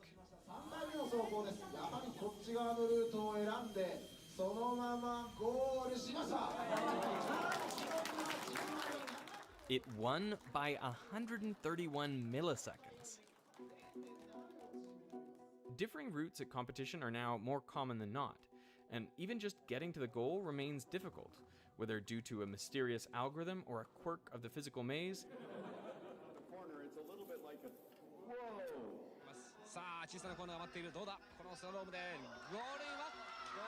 Micromice don't always behave as you'd expect.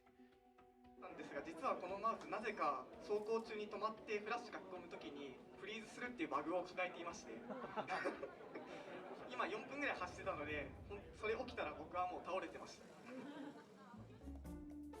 Micromouse is far from solved, because it's not just a software problem or a hardware problem, it's both. It's a robotics problem. Red Comet didn't win because it had a better search algorithm or because it had faster motors.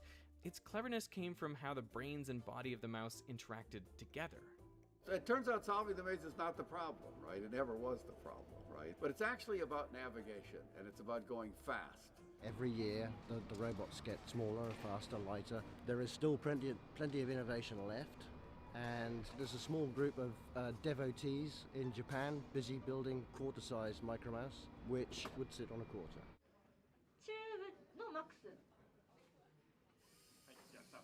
Nearly 50 years on, Micromouse is bigger than ever.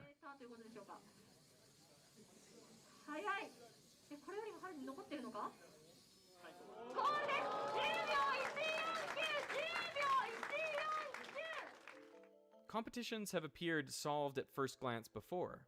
The high jump was an Olympic sport since 1896, with competitors refining their jumps using variations like the scissor, the western roll, and the straddle over the decades, with diminishing returns.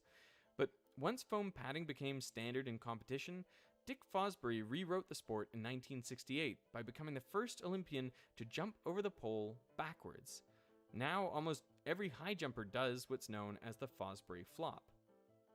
If Micromouse had indeed stopped in the 1980s, the competition would have missed its own Fosbury flops, two innovations that completely changed how Micromice ran. After all, a lot can change in a sport where competitors can solder on any upgrade they can imagine. The first Fosbury flop was one of the earliest innovations in Micromouse, and had nothing to do with technology. It was simply a way of thinking outside the box, or rather, cutting through the box. Every mouse used to turn corners like this. But everything changed with the Mouse Mighty 3. So Mighty Mouse 3 implemented diagonals for the first time. Oh, you sneaky devil, you. And that turned out to be a much better idea than we really thought. And because it's cool, you know, maze designers often put diagonals into the maze now. So, you know, you could end up with a maze where it never comes up, but most of the time it's actually a benefit. In order to pull off diagonals, the chassis of the mouse had to be reduced to less than 11 centimeters wide, or just 5 centimeters for half-size Micromouse. The sensors and software of the mouse had to change too. When you're running between parallel walls, all you have to do is maintain an equal distance between your left and right infrared readings. But a diagonal requires an entirely new algorithm, one that essentially guides the mouse as if it had blinders on. Normally, if you're going along the side of a wall or something like that, you know, most of the time you can see the wall all the time. And so that helps you to guide yourself, and you know when you're getting off. But in the diagonal situation, you just see these walls coming at you. And if you veer even a tiny bit off course, snagging a corner is a lot less forgiving than sliding against a wall. Diagonals are still one of the biggest sources of crashes in competition today. But in exchange, a jagged path of turns transforms into one narrow straightaway.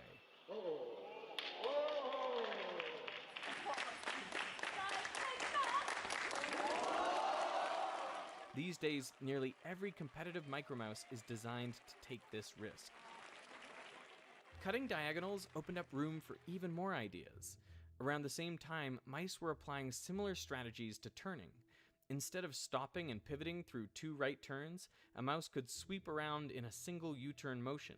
And once the possibility of diagonals were added, the total number of possible turns opened up exponentially. The maze was no longer just a grid of square hallways. With so many more options to weigh, figuring out the best path became more complex than ever. But the payoff was dramatic. What was once a series of stops and starts could now be a single fluid snaking motion. How Micromice imagined and moved through the maze had changed completely. Available technology was getting upgrades over the years as well. Tall and unwieldy arms that were used to find walls were replaced by a smaller array of infrared sensors on board the mouse. Precise stepper motors were traded in for continuous DC motors and encoders. The DC motors give you more power for less size and weight, and so we were interested in doing that. So then you have to have a servo, you have to actually have feedback on the motor to make it do the right thing. Gyroscopes added an extra sense of orientation. It's like a compass. Yeah, absolutely. You had this thing with you. They came about because of mobile phones, really, so the technology provides people with things which weren't there before. All of the turning is done based off the gyro, rather than counting pulses off the wheels, because it's much more reliable. But even with all the mechanical upgrades, the biggest physical issue for Micromice went unaddressed for decades. One thing you'll see almost every competitor holding is a roll of tape. Once you know to look for it, you'll see it everywhere. This tape isn't for repairs or reattaching fallen parts, it's to gather specks of dust off the wheels in between rounds. At the speed and precision these robots are operating, that tiny change in friction is enough to ruin a run. If you want to turn while driving fast, you need centripetal force to accelerate you into the turn. And the faster you're moving, the more force you need to keep you on the track. The only centripetal force for a car turning on flat ground is friction, which is determined by 2 things: the road pushing up the weight of the car, or the normal force, multiplied by the static coefficient of friction, which is the friction of the interface between the tire and road surface. This is why racetracks have banked turns. The steep angles help cars turn with less friction, because part of the normal force itself now points in to contribute to the centripetal force required. If the banked turn is steep enough, cars can actually make the turn without any friction at all. The inward component of the normal force alone is enough to provide the centripetal force required to stay on track. Micromice are no different, and they don't have banked turns to help. As they got faster and faster, by the early 2000s, their limiting factor was no longer speed, but control of that speed. They had to set their center of gravity low and slow down during turns to avoid slipping into a wall or flipping over. But unlike race cars, there wasn't anything in the rules to stop Micromouse competitors from solving this problem by engineering an entirely new mechanism. Micromouse's second Fosbury flop was almost considered a gimmick when the mouse Mokomo 08 first used it in competition. You might be staring at the video to try to see it, but you won't. Instead, it's something you'll hear. That isn't the mouse revving its engines, it's spinning up a propeller. And while flying over the walls is against the rules, there's nothing in the rules against a mouse vacuuming itself to the ground to prevent slipping. Dave Otten was the first person I saw put a fan on a mouse, but he used a ducted fan, and I think he was really looking at kind of reaction force, blowing the thing down. He had a skirt around, but it was not terribly effective, forgive me for saying so. The idea is to let as little air in as possible, and like your vacuum cleaner, when you block your vacuum cleaner, right, the motor unloads and speeds up, and so the current drops. But if you let too much air in, the current's very high, and these are just quadcopter motors, and they draw a lot of current. At the scale of Micromouse, a vacuum fan, often just built from handheld drone parts, is enough to generate a downward force 5 times the mouse's weight. Wow, okay. That's impressive. So how much does the car actually weigh? About 130 grams. And if you listen, I don't know if you'll get it on your microphone, but oh yeah, you'll hear the motor slow down, it loads up. With that much friction, Micromice today can turn corners with a centripetal acceleration approaching 6 Gs. That's the same as F1 cars. Once nearly everyone equipped fans, the added control allowed builders to push the speed limit on micromice. When it's allowed to, it will out-accelerate a Tesla Roadster, but not for very far. And they can zip along at up to 7 meters per second, faster than most people can run.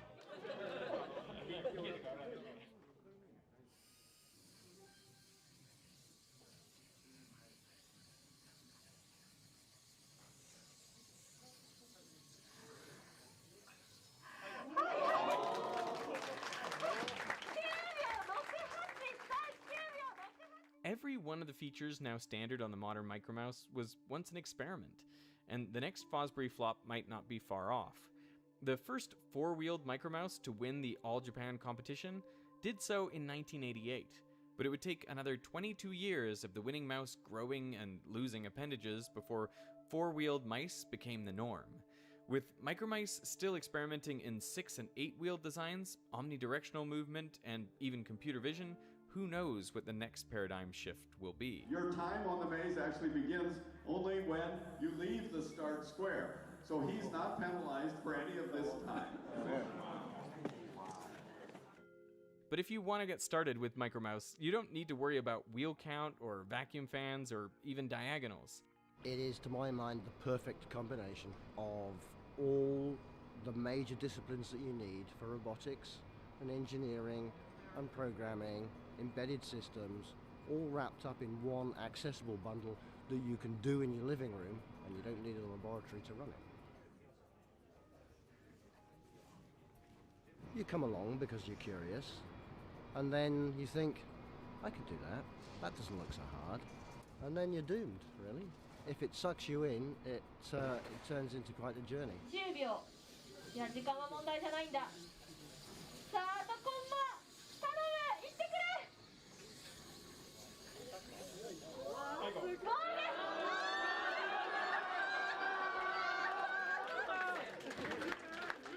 At its core, Micromouse is just about a mouse trying to solve a maze. Though nearly 50 years later, it's a simple problem that's a good reminder there is no such thing as a simple problem.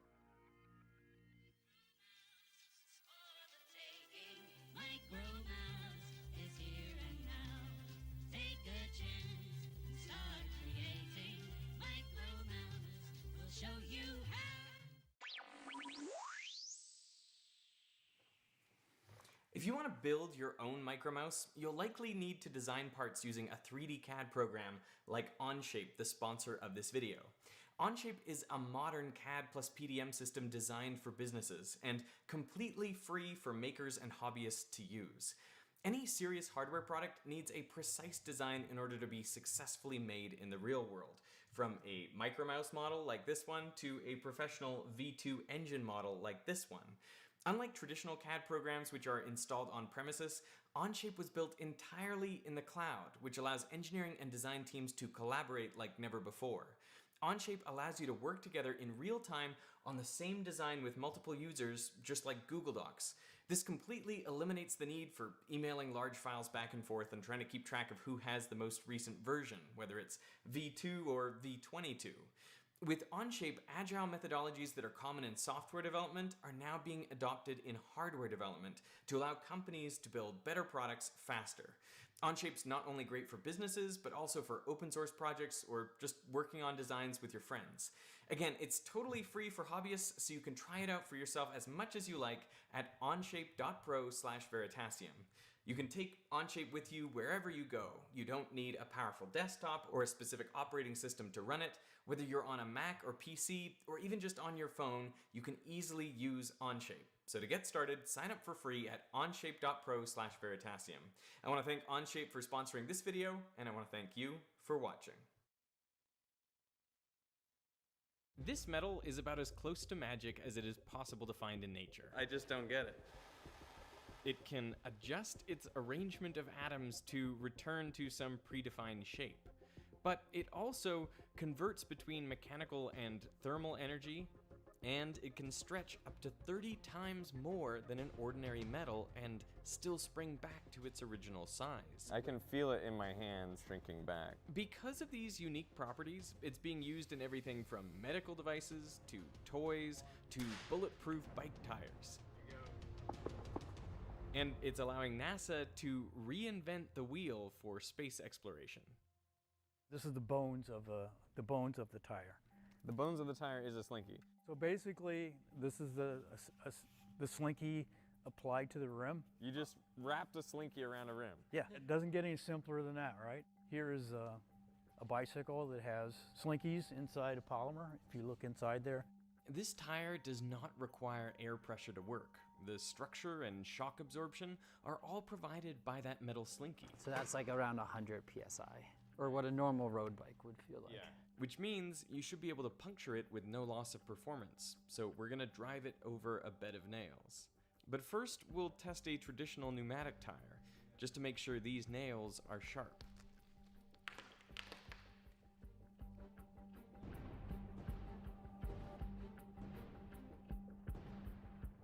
Another puncture, another flat tire. This one kind of expected. So now I'm going to put these airless tires to the test, driving over the same bed of nails. Here we go.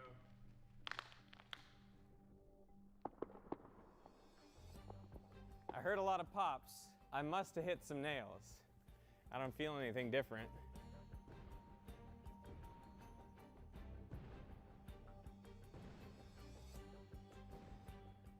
Still rides well. I'm gonna get up some speed. That's definitely a nail. Like the nail broke in it? Why does it look That's what it looks like. Yeah, the nail's in the tire.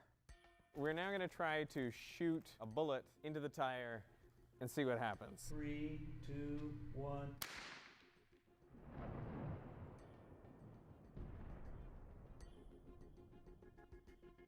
There it is. There it is.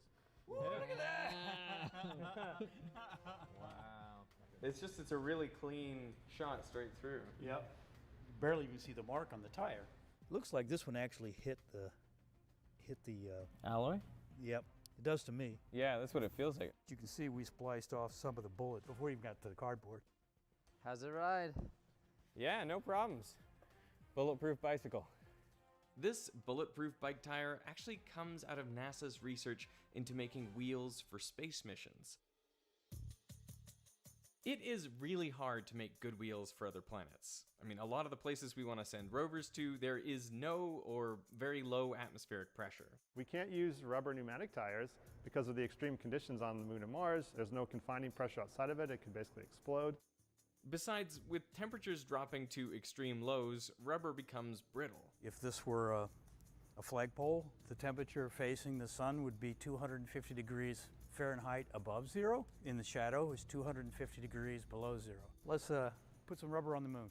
-90 is the glass transition temperature. It's when the polymer goes from being flexible to a rigid element. This is what happens when you dip rubber in liquid nitrogen.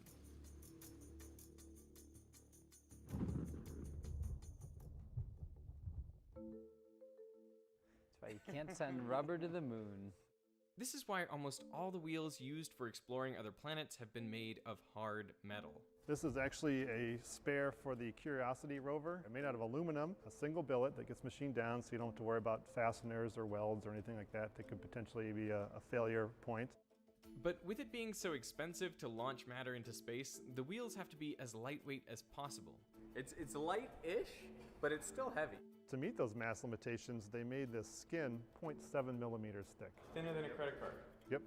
These structural members here, which we also call grousers, they're there to give the wheel strength, but also help grab onto obstacles and help grab the soil. The problem is that because this rubber is so large and heavy and the terrain is just so aggressive and nasty, they're actually seeing much higher peak loads kind of focused on areas between these grousers than what was predicted. And this is the actual condition of the wheels on Mars right now. And as you can see, got big holes and cracks where that skin was. Now the wheel still operates, hasn't immobilized the rover, it's still going to complete its mission, but it does affect where it can go and how efficient it is.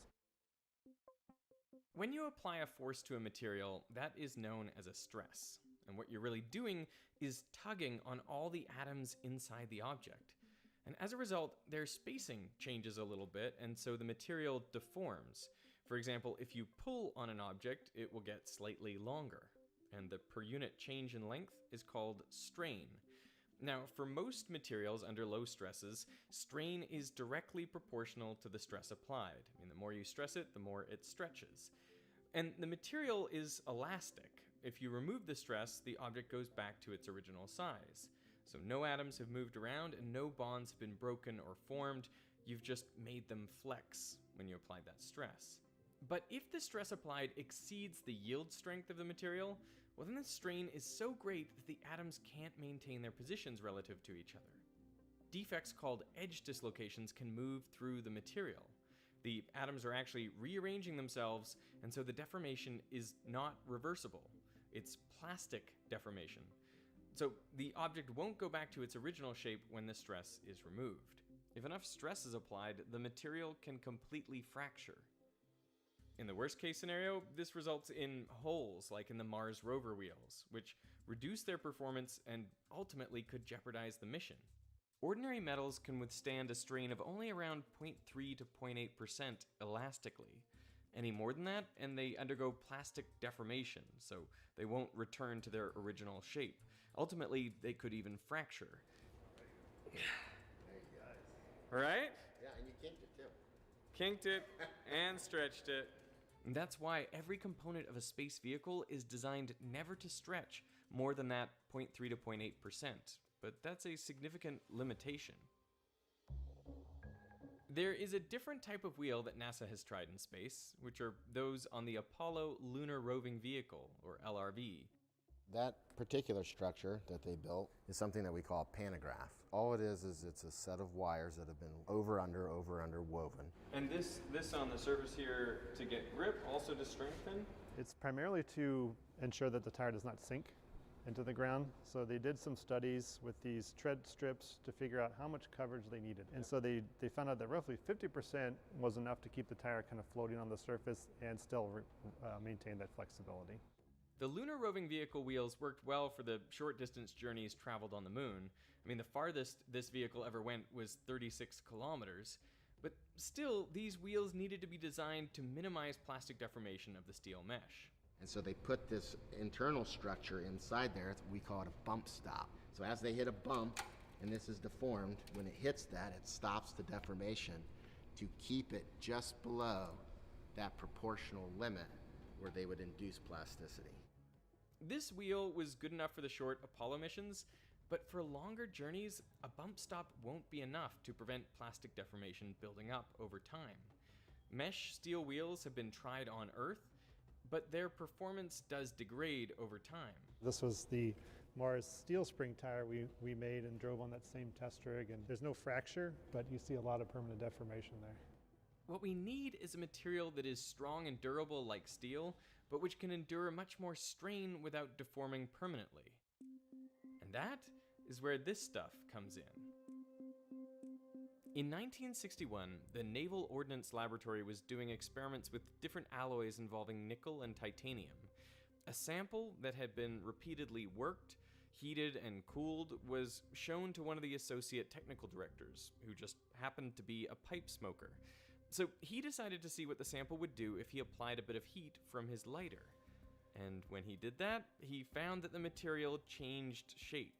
This shocked everyone and led to more investigations into the material, which became known as nitinol for its components, nickel and titanium, and for the Naval Ordnance Laboratory where it was discovered.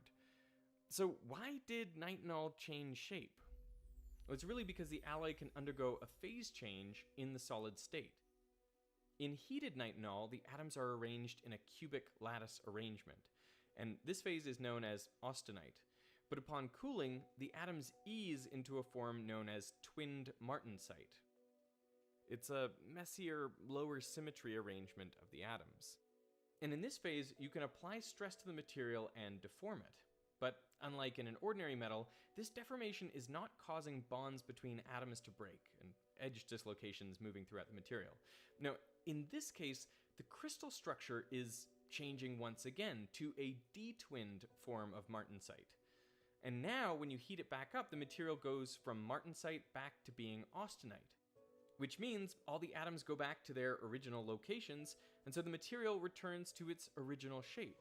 We can basically set this shape as the parent known memory shape.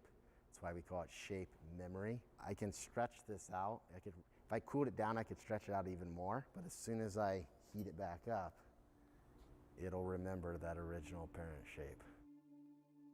And that's why nitinol is considered a shape memory alloy. The shape is set at high temperature when the material is in the austenite phase. Then, as the material is cooled down, it undergoes a phase transition into twinned martensite. If stress is now applied to the material in this phase, it can be extensively deformed by changing the crystal structure into detwinned martensite. When the stress is released, most of that deformation remains.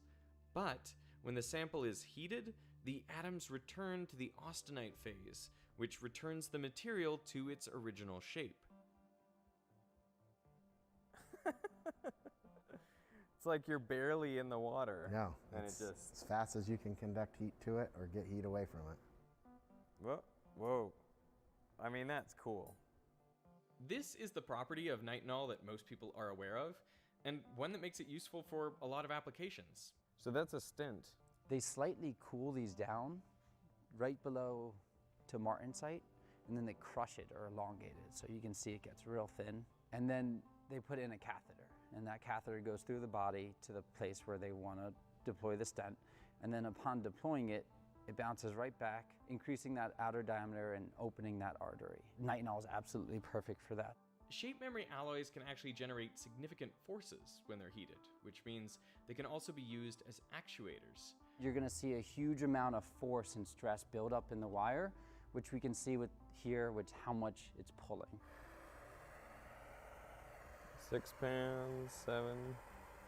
You can really see it contracting there. 13, 15, 16, 17, 20 pounds. Oh, it's lifting it. That's about 90 newtons of force.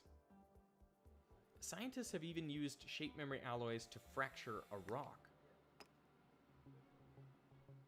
Shape memory alloys are being investigated for use in aviation.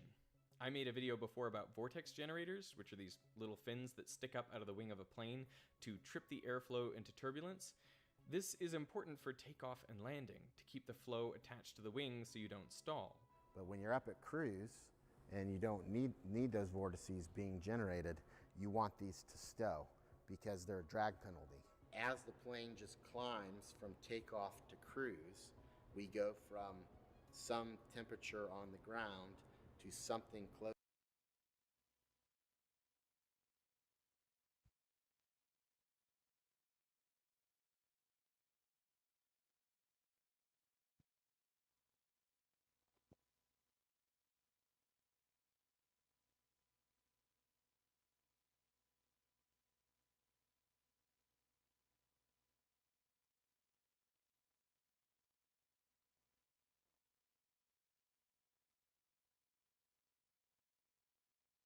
To minus 50, minus 60 C at cruise. The alloy is designed in between those so that we can just take advantage of the ambient temperature change that happens in the environment.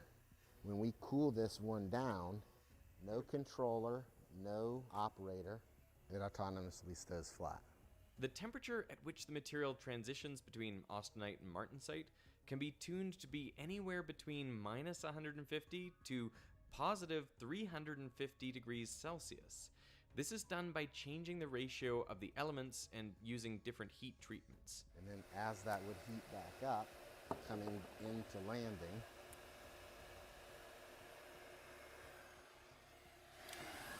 goes right back up. This principle has been extended to operate the main flaps on an aircraft. Now, the heating and cooling is not passive, but controlled by a heating element. So we've done demonstrations where you have a 737 aircraft and no hydraulic actuators on the wing box. All we have is a shuttle mechanism that's driven by 2 tubes of nitinol, and we've driven those ailerons and flap elements on the wing box of a 737 in flight, 60 degrees flap angle down, 30 degrees flap angle up, just by heating and cooling 2 tubes of nitinol. Replaces all the hydraulics. The shape memory effect is the main thing people know about materials like nitinol, but they have another unique property which makes them ideal for making durable wheels. And you're just gonna take it and you're gonna loop it a couple times around your hand like that, and you're just gonna pull on that wire and feel 6 to 8% strain in a piece of metal. Oh, that's really weird. That's 6 to 8% strain, which you can't do in other wires, right? But what's weird about it is that it feels a little crunchy. It feels, because you're feeling all of the reorientations. Oh, so weird. So cool though, right? Yes, very cool. Can you hear that? So How weird is that? that? Pinging is 20. Shape memory alloys can stretch up to 8% of their length and still spring back to their original size. This property is known as superelasticity or pseudo-elasticity, but they're kind of misnomers because the material is not actually operating in its elastic regime. What's actually happening is that this nitinol is in the austenite phase. Its transition temperature is lower than room temperature. But by applying a stress, even with no temperature change, you can force the crystal structure to change from austenite into detwinned martensite. And this rearrangement allows the nitinol to deform by that 8%. And still, it'll snap back to its original configuration once the stress is removed and the atoms return to the austenite phase. That sound you're hearing is the material undergoing a stress-induced phase change in the solid state. If you want to think about it on a stress-strain curve, now this transformation is occurring entirely above the martensite transition temperature. So the material starts off in the austenite phase, and then the applied stress is what induces the phase change from austenite to detwinned martensite. And when that stress is removed, the atoms spring back to the austenite phase, and so the material goes back to its original size and shape.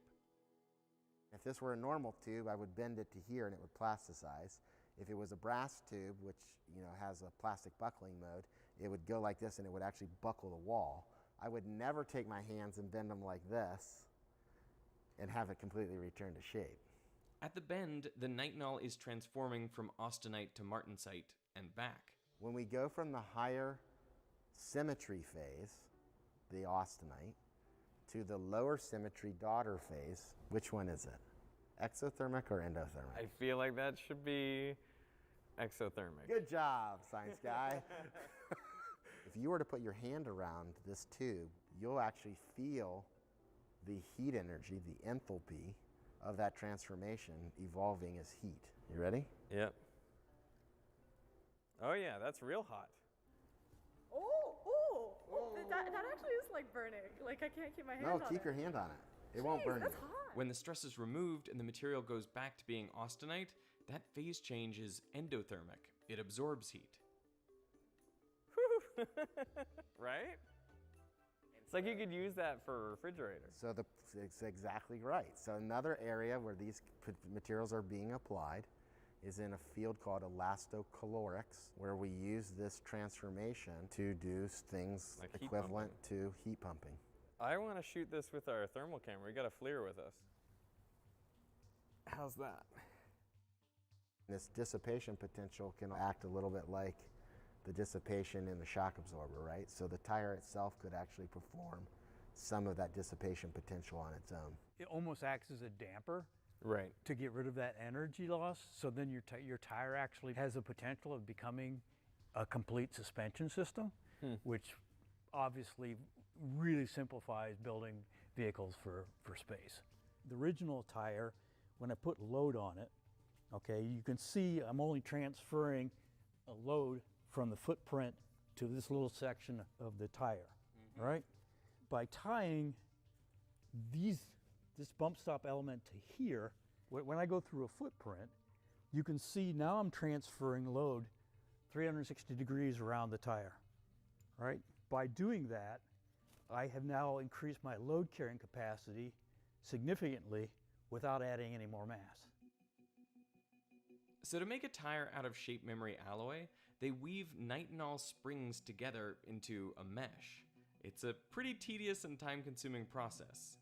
So you're going to take it like so. Yep. You're going to grab both ends. No. And now take it. No, you are not. Take it. Yeah. And screw it in. Oh my goodness. Are you kidding me? Is this what you do every day? 684 times. 684 times per tire. But will these wheels work on rovers on the moon and Mars? Well, they test the wheels extensively on a rotating carousel of different terrain types, from sand to small rocks to bigger rocks. So the terrain endurance rig basically consists of a circular carousel that is independently driven. The wheel tire assembly is also independently driven, so we can create a forced slip condition, so we can drive with zero slip.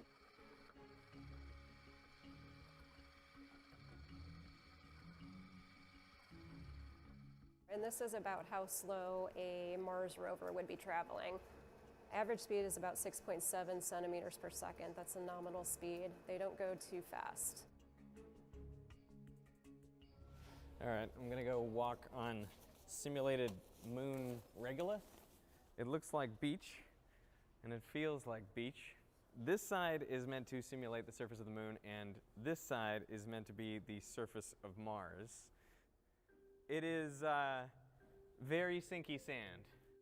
Wheel is rolling along, hits a rock, and am I pushing into it, or do I want to get it on top? I'd say get on top and just put all your body weight onto it. That's basically my full weight on it. The shape memory alloy is strong enough to support the weight of a vehicle or vehicle and crew, but it's also incredibly flexible, so it can deform up to 8% without being permanently damaged. And that's what's needed for long space missions. So that's a pretty good amount of deformation, right? That's a great amount of deformation. And still not beyond 8%. It's so gooey. It's just walking back to the car after the beach. Tricky for a rover, right? But these tires won't just be for space. They're also looking at terrestrial applications.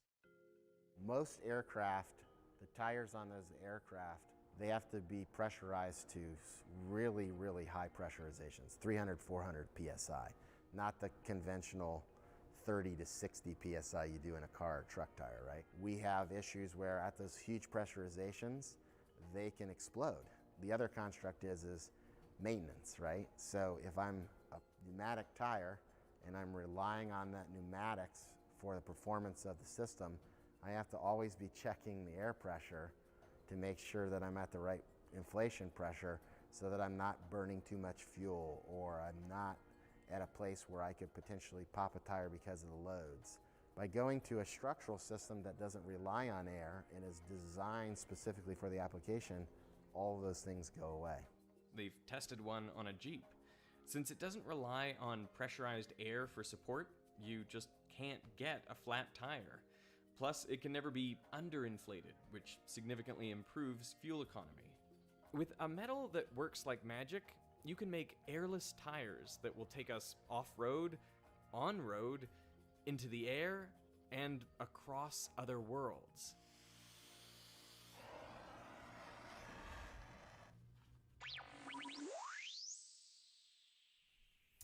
NASA's nitinol tires are designed to last the entire lifetime of a rover mission, even on the rough terrain of Mars.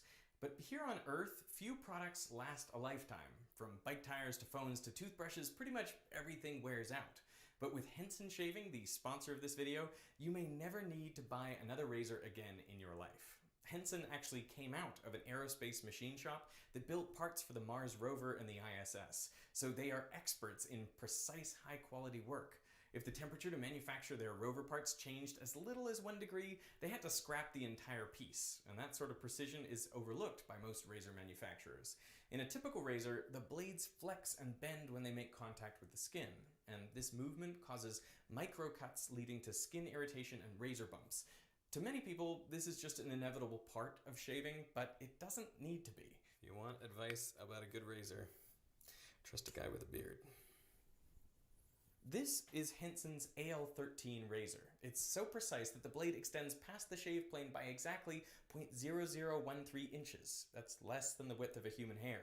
The blade is also securely fastened at exactly 30 degrees, leaving almost zero blade flex for a smoother and cleaner shave. This razor is designed to last a lifetime, and its standard double-edged blades cost only around 10 cents each, which means the cost of ownership for an AL13 razor ends up lower than most cartridge or electric razors after only 2 years. And besides price considerations, having one razor for the rest of your life is both more convenient and better for the planet. So if you want one aerospace quality razor to last the rest of your life, go to hensonshaving.com/veritasium and enter code Veritasium for 100 free blades with the purchase of a razor. That's 2 to 4 years worth of blades on me. Make sure to add both the razor and the blades to your cart for the code to take effect. So I want to thank Henson Shaving for sponsoring this video, and I want to thank you for watching. This is the world's strongest magnet, capable of sucking objects in, generating electric current. Can you see that? Yep. And levitating non-magnetic objects. It even wreaks havoc on camera equipment. Wire's magnetic, so if it's a CMOS sensor, The electrons just can't find their way. well, they get redirected. So yeah, if you notice bad video or audio, know that it's incredibly hard to shoot in these magnetic fields. A portion of this video was sponsored by Google. I came to the National High Magnetic Field Laboratory in Tallahassee, Florida, where since the year 2000, they have held the Guinness World Record for the strongest continuous magnetic field. Somebody left a chair where it wasn't supposed to be. It then got accelerated across the cell, completely pulled the guts out of the chair. Now we all have those nice, super uncomfortable wooden chairs. For reference, the magnetic field of the Earth is 0.00005 Tesla. A fridge magnet is around 0.01 Tesla. MRI machines can get up to 3 Tesla. But this electromagnet creates a magnetic field of 45 Tesla, so nearly 1,000,000 times Earth's magnetic field. To achieve this field, the magnet consists of an outer superconducting magnet and an inner resistive magnet. I'll explain why you need both types in a moment. The apparatus is 2 stories tall, but the maximum field or field center only occurs in the center of a narrow cylinder that runs through the middle. Right now it's off, is it? There's no magnet. Can I put my finger in the bore? Is that a bad idea? No, it's fine. You can totally do that. Let me see. So that's where there's 45 Tesla. Further down, a meter Further away down, from a that. meter down. And so that just drops down for It's a clear couple all the way through to the bottom. Oh, wow. The maximum field is basically a centimeter tall. Yeah. Here we have very small samples. Think something like a chip in a computer or a cell phone. That's what users will come in with. So that's plenty big for what we want to do with material science or condensed matter research. Since we can't see or film in the center of the magnet, we're going to experiment with a magnetic field that extends above and around the magnet on this platform. So the magnet's over there. Yes. But the magnetic field extends all the way out here. Yes. And past. This is known as the fringe field, and although it's much weaker than 45 Tesla, it is still plenty dangerous. For a superconducting magnet, it depends on the size of that bore. So the bigger the bore, the larger the fringe field, because the magnetic flux does not penetrate the windings, and you have to form a complete loop. So those loops just move further and further and further out to make that field. So this is the 100 Gauss line for the fringe field. So what happens to objects around the 100 Gauss line? Things with shapes will start orienting themselves to the field. So if you have it sitting on a tabletop, say over here, it will start pivoting on its own. And if you get it too much closer, it will just go. And by the time you notice it's moving, it's already too late. Meaning no ferromagnetic objects within the 100 Gauss line. If you have anything ferromagnetic on you, any implants that are metallic, pacemaker, anybody? Anybody? Anybody? Okay. Ramping up this magnet to full power takes around an hour and a half. That's because they have to put 47,000 amps of current into the outer superconducting electromagnet. 47,000 amps. 47,000 amps, 500 volts. It is so insane. All right, so let's take it all the way up to full field. One thing that happens in a strong magnetic field, obviously, is that magnetic materials are attracted to it. We cut open a Nerf football and put in a couple steel washers, being careful to tape it up so the washers can't get out. We also covered the opening to the magnet so the ball won't get sucked down into it. I got an unmodified Nerf football. And sure enough, it's easy to tell which ball contains the washers. I tried to throw the football and hit the side of the magnet. Okay. After a few misses, No! Are you kidding me? No! it bounced around and stuck. It should have looked more like this. Another thing to do if you have a strong magnet is get ferrofluid. Ferrofluid contains nanoscale pieces of magnetite, that's an iron-containing mineral, and they're suspended in solution, coated in surfactants so they don't all clump together. But in an external magnetic field, they all line up, like iron filings around a bar magnet. This ferrofluid started to develop parallel ridges, even meters away from the magnet. And as we got closer, spikes formed on the surface, aligning the magnetite particles with the field. Closer still, and the ferrofluid climbed up the side of the vessel. So it's not much, but it's just kind of a little bit of a tug. Yep, and then try and tilt it away, and then you'll feel the difference. Oh yeah, it definitely preferentially wants to come this way. Magnetite is actually the mineral that led people to discover the phenomenon of magnetism in the first place. At least 3,000 years ago, naturally magnetized pieces of magnetite were found in a part of Greece called Magnesia. That's actually where the word magnet comes from. In Greek, they were called stones from Magnesia, but they were also referred to as lodestones. And it was discovered that lodestones could attract each other or pieces of iron, and by the 11th century in China, it was realized that magnets could be used to make a compass needle that would always point in the same direction. The side that pointed to the north of the Earth was referred to as a north-seeking pole, and the other side, the south-seeking pole, though these days we often just say North Pole and South Pole of the magnet. But why are only some materials magnetic? Electrons are essentially tiny magnets, but in most atoms they are paired up, one pointing one way and the other pointing the opposite way, so their fields cancel out. In elements with half-full outer shells of electrons, well, then they can't pair up. So atoms have magnetic fields. But if neighboring atoms aren't aligned, well then the magnetic fields of all the atoms cancel out and the bulk material is non-magnetic. But even if you get all these atoms aligning in one part of the material, known as a domain, they may be aligned opposite atoms in other domains and cancel out. So you need all the domains to be aligned. Normally when you see these, they're really strong magnets, but not here, not yet. And this can be done by applying a strong external magnetic field. So right now these are not magnetic. They do not stick to each other. But he is loading them in there into the Helmholtz coil. Whoa! And then you get a permanent magnet. Materials that meet these criteria are called ferromagnetic, after iron, the most common magnetic element, but nickel and cobalt are also ferromagnetic. In the powerful magnetic field around the world's strongest magnet, what is even more surprising to see is the behavior of non-ferromagnetic materials. Here we have 4 sheets of different materials, 2 different types of plastic, copper, and aluminum. When they are stationary in the field, there's no difference between them. But when they move, 2, 1, drop! Materials that conduct electricity fall a lot slower.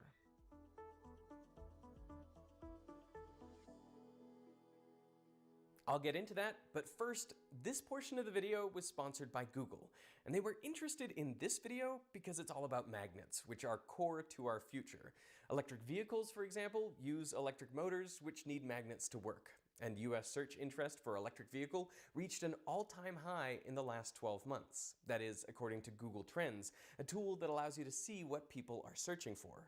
The thing that connects these trending searches and many others is that people are trying to find ways of doing things that are less destructive to the planet. And Google is like, we live on this planet too, we also want to do that.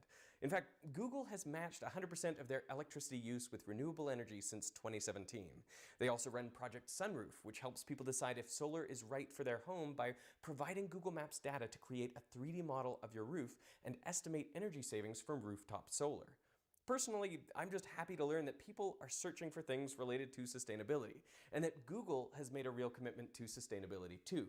You can learn more about sustainability and Google's efforts at sustainability.google. So thanks to Google for sponsoring that part of my video, and now back to magnets. What's happening is that as the metal plate is falling through the field, the number of magnetic field lines passing through it is changing. This change in magnetic flux induces electric currents, called eddy currents, in the plate, which create their own magnetic field that opposes the change in flux. This is known as Lenz's law. So if the plate is falling towards a north magnetic pole, the induced currents create a north magnetic pole themselves, so that the plate is repelled, and so it falls much slower. So as that big plate falls, there are eddy currents generated in the metal, which should dissipate some energy as heat. So I want to see if we can see that. It's actually slowing down now because it's in a much higher field. Now, it is slight, but I think you can see that the plate is warming up a bit as it falls. Previously, I visited an electromagnetic levitator at the Palace of Discovery in Paris. Whoa! It uses an alternating current to levitate a plate, but the eddy currents in that plate generate so much heat that water actually boils on its surface. Check out how hot this plate is. I like to think of Lenz's law as the no you don't law, because whatever you try to do, nature acts to oppose you. There you go. If the plate is falling, eddy currents are induced to slow its descent. But if you try to pick up the plate, nature also says, no you don't. In this case, a south magnetic pole is induced under the plate, attracting it back to the magnet. They don't know if I'm weak or if this is actually insanely difficult. There you go. Oh my goodness. You're strong like bull.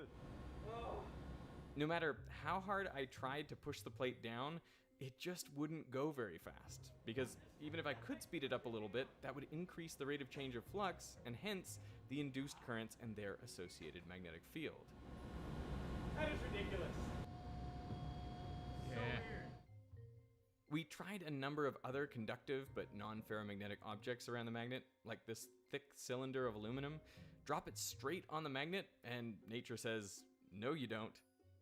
Try to roll it across the top? No you don't. It just refuses to roll. We wrapped up a volleyball in aluminum foil and passed it across the magnet.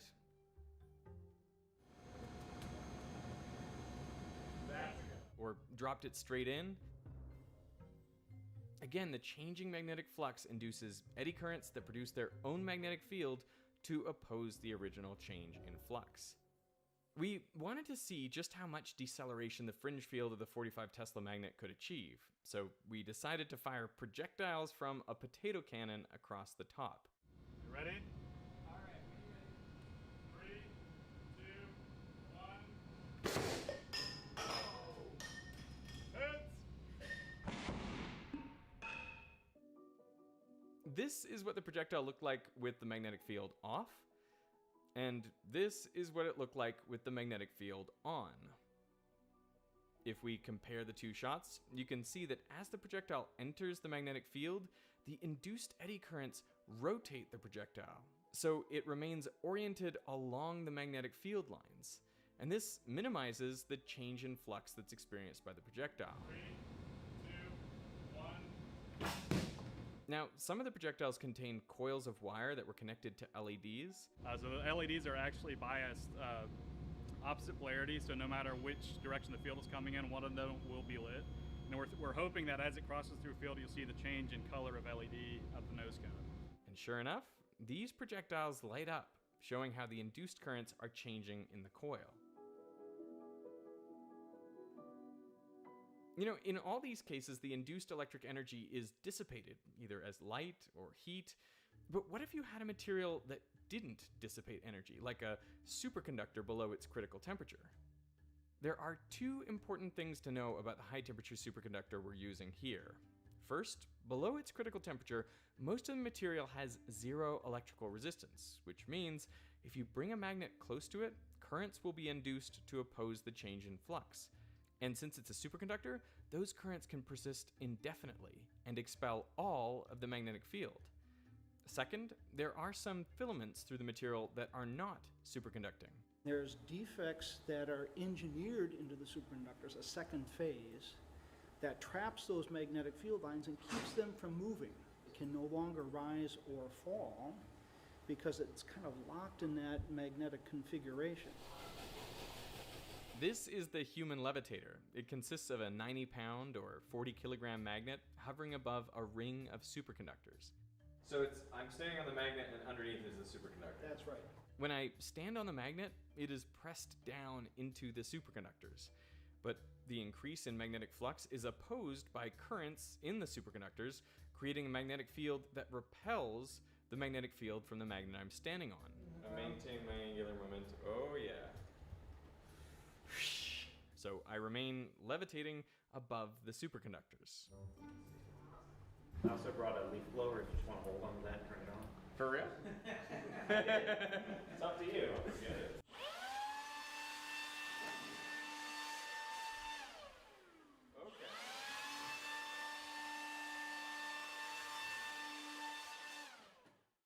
Now, there's another way to levitate in a magnetic field that has nothing to do with induced eddy currents. And it's all because all materials actually have magnetic properties. They're just hard to see unless a strong magnetic field is present. Some materials are always attracted to magnetic fields. They display what's called paramagnetism. Oxygen is like this. We have liquid oxygen dripping off the bottom here, and it gets attracted to the magnet. It doesn't matter if it's a north or south magnetic pole, the presence of the external field causes the magnetic field of the material to strengthen the overall magnetic field, and that causes attraction. Other materials, in fact, most materials, are repelled by a strong enough magnetic field, either north or south. And this is known as diamagnetism. Water is a good example of this. In the presence of the external field, the water molecules become opposing magnets, effectively, and so they are repelled. So here you can see how bringing a magnet close to the surface of water creates an indent. You can use this repulsion in a strong enough magnetic field to levitate objects you ordinarily wouldn't think of as magnetic. Here we're using a slightly weaker 31 Tesla magnet so that we can use a periscope setup to actually see into the bore. And our camera goes there. So as soon as you're on this optical way, you should be able to react everything down. Wonderful. This strawberry will be magnetic in a strong enough field. Well, it's diamagnetic right now. It's just we're not in a strong enough field. Right. Yeah. For us to see anything. Correct. Because of the water. Right. Water is diamagnetic, and there's a lot of water in strawberries. Oh, that's nice. Oh, that's beautiful. That's beautiful. And the same occurs with a raspberry or a little piece of plastic pizza. Living organisms contain enough water that they too can be levitated. They wouldn't do it here at the Mag Lab, but people have levitated frogs and grasshoppers, even mice in experiments meant to help understand the effects of weightlessness without having to go into space. So are very strong magnetic fields safe for living things? There are no lasting effects, there are no long-term effects, but we have noticed that there is the possibility of actually polarizing the stones that are in the inner ear. And the effect that that has on the rodent is that the rodent actually spins. So like they go in rotates. circles. They go in circles. It doesn't last for very long. It's only a few minutes after the animal comes out of the magnet. So how do you actually make the world's strongest magnet? Contrary to what I expected, you can't do it just with superconducting magnets alone. The highest magnetic field you could generate with superconducting wire was nominally 20 Tesla. That's because superconductors have a limit to the amount of magnetic field they can withstand before they're no longer superconducting. So the solution is to combine an outer superconducting electromagnet with an inner electromagnet made of ordinary wire. So the blue, green, and salmon colored bits, that's the superconducting outsert. That produces 11.5 Tesla. Inside of that, we put a resistive magnet that produces 33.5 Tesla. Maxwell's equations, fields add, we get 45 Tesla. But making high field magnets with ordinary resistive wire is really hard. For a wire wound magnet like a junkyard magnet, traditional electromagnet, the highest magnetic field you can get is about 2 Tesla. And the reason is that you cannot get the heat out of the innermost windings. So back in the 1950s, Francis Bitter up at MIT, he realized that physics doesn't care what shape the conductor is. You can take your round wire and smash it into a very thin plate. If you then stack those plates with alternating insulators, you make a helix that electrically looks just like that. But now I can push cooling water axially through the stack of conductor. So that means that innermost part, I can now pull all that heat away, which means I can go to much higher currents through these coils, up to 57,000 amps, than what you can do with a traditional wire wound electromagnet. That gives you like 34 Tesla, That gives you 33.5, but it's stacked up. So we stack all of these up in a stacking jig. They're lined up with tie rods. We then put about 20 tons of force on it and then lock those tie rods down. And that holds the coil together and gives us our electrical connection between each turn. And we're pushing, several thousand gallons per minute of deionized water through those coils to keep them cold, because otherwise it melts and you're done. And occasionally you get material failure that happens when the material goes past its plastic limit and starts flexing either into the coil next to it or maybe even shorting to ground. And this is what happened here. The coil plastically failed, meaning the metal went beyond its springy characteristics where it would come back, and it just completely deformed, which drove it into the coil next to it, burned through the insulator, and then vaporized all of this metal. You can see more on the inside. It killed this coil, which is the B coil, but because it failed on the inner edge, it killed the A coil. Failed on the outer edge, it also killed the C coil. So that was an expensive failure. Yeah. The record is the highest continuous magnetic field in the world, period. China recently commissioned their 45 Tesla hybrid, very similar in concept to ours. So now there's 2 of them in the world. Running the strongest magnets on the planet takes a lot of energy. The Mag Lab uses a significant fraction of Tallahassee's electricity. So we can consume, with all 4 power supplies at full blast, about 8% of their total generating capacity. What's the electricity budget of this place? So nominal $250,000 to $300,000 a month. Holy, yeah, that's a lot. So we operate in their federally mandated reserve, which every utility has to have. They have to have that available to push into the grid if there's a problem. We have a deal set up with the city so that they can actually make money off that power that they have to produce, but which they can't sell. The flip side is when they need it, we ramp down, and we can go down much faster than they can spin up a Jenny. Why do you need 45 Teslas? There are a couple things that drive material discovery. One of them is just growing a new material. The other one is putting it in an extreme environment, like high magnetic field, high electric field, high pressure, ultra low temperature. Another axis is taking an existing material and improving its cleanliness. So getting all the impurities out. So as you drop the impurities in a material, you're reducing where the electrons scatter from in there. And that improves the properties, enables you to see things that you were never able to see before. We've only just barely scratched the surface on what can be done with this. People are going to look back about 25 years from now, and this will be the inflection point, this 5-year period.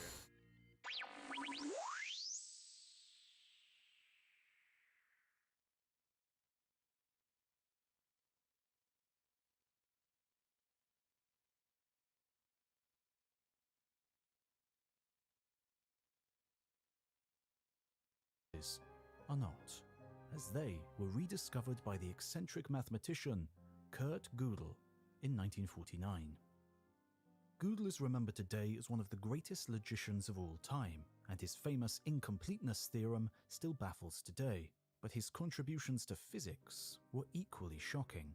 Escaping the turmoil in Europe as the storm cloud of the Second World War gathered, unlike Van Stockum, Gödel did reach Princeton University, and it was there he and Einstein became firm friends, with Einstein supporting his application for American citizenship, specifically by driving him to the hearing and distracting him from pointing out flaws in the United States Constitution to the judge seeing his case. It was at Princeton that Gödel turned his remarkable mathematical mind to relativity and the nature of space. This is the world's strongest magnet.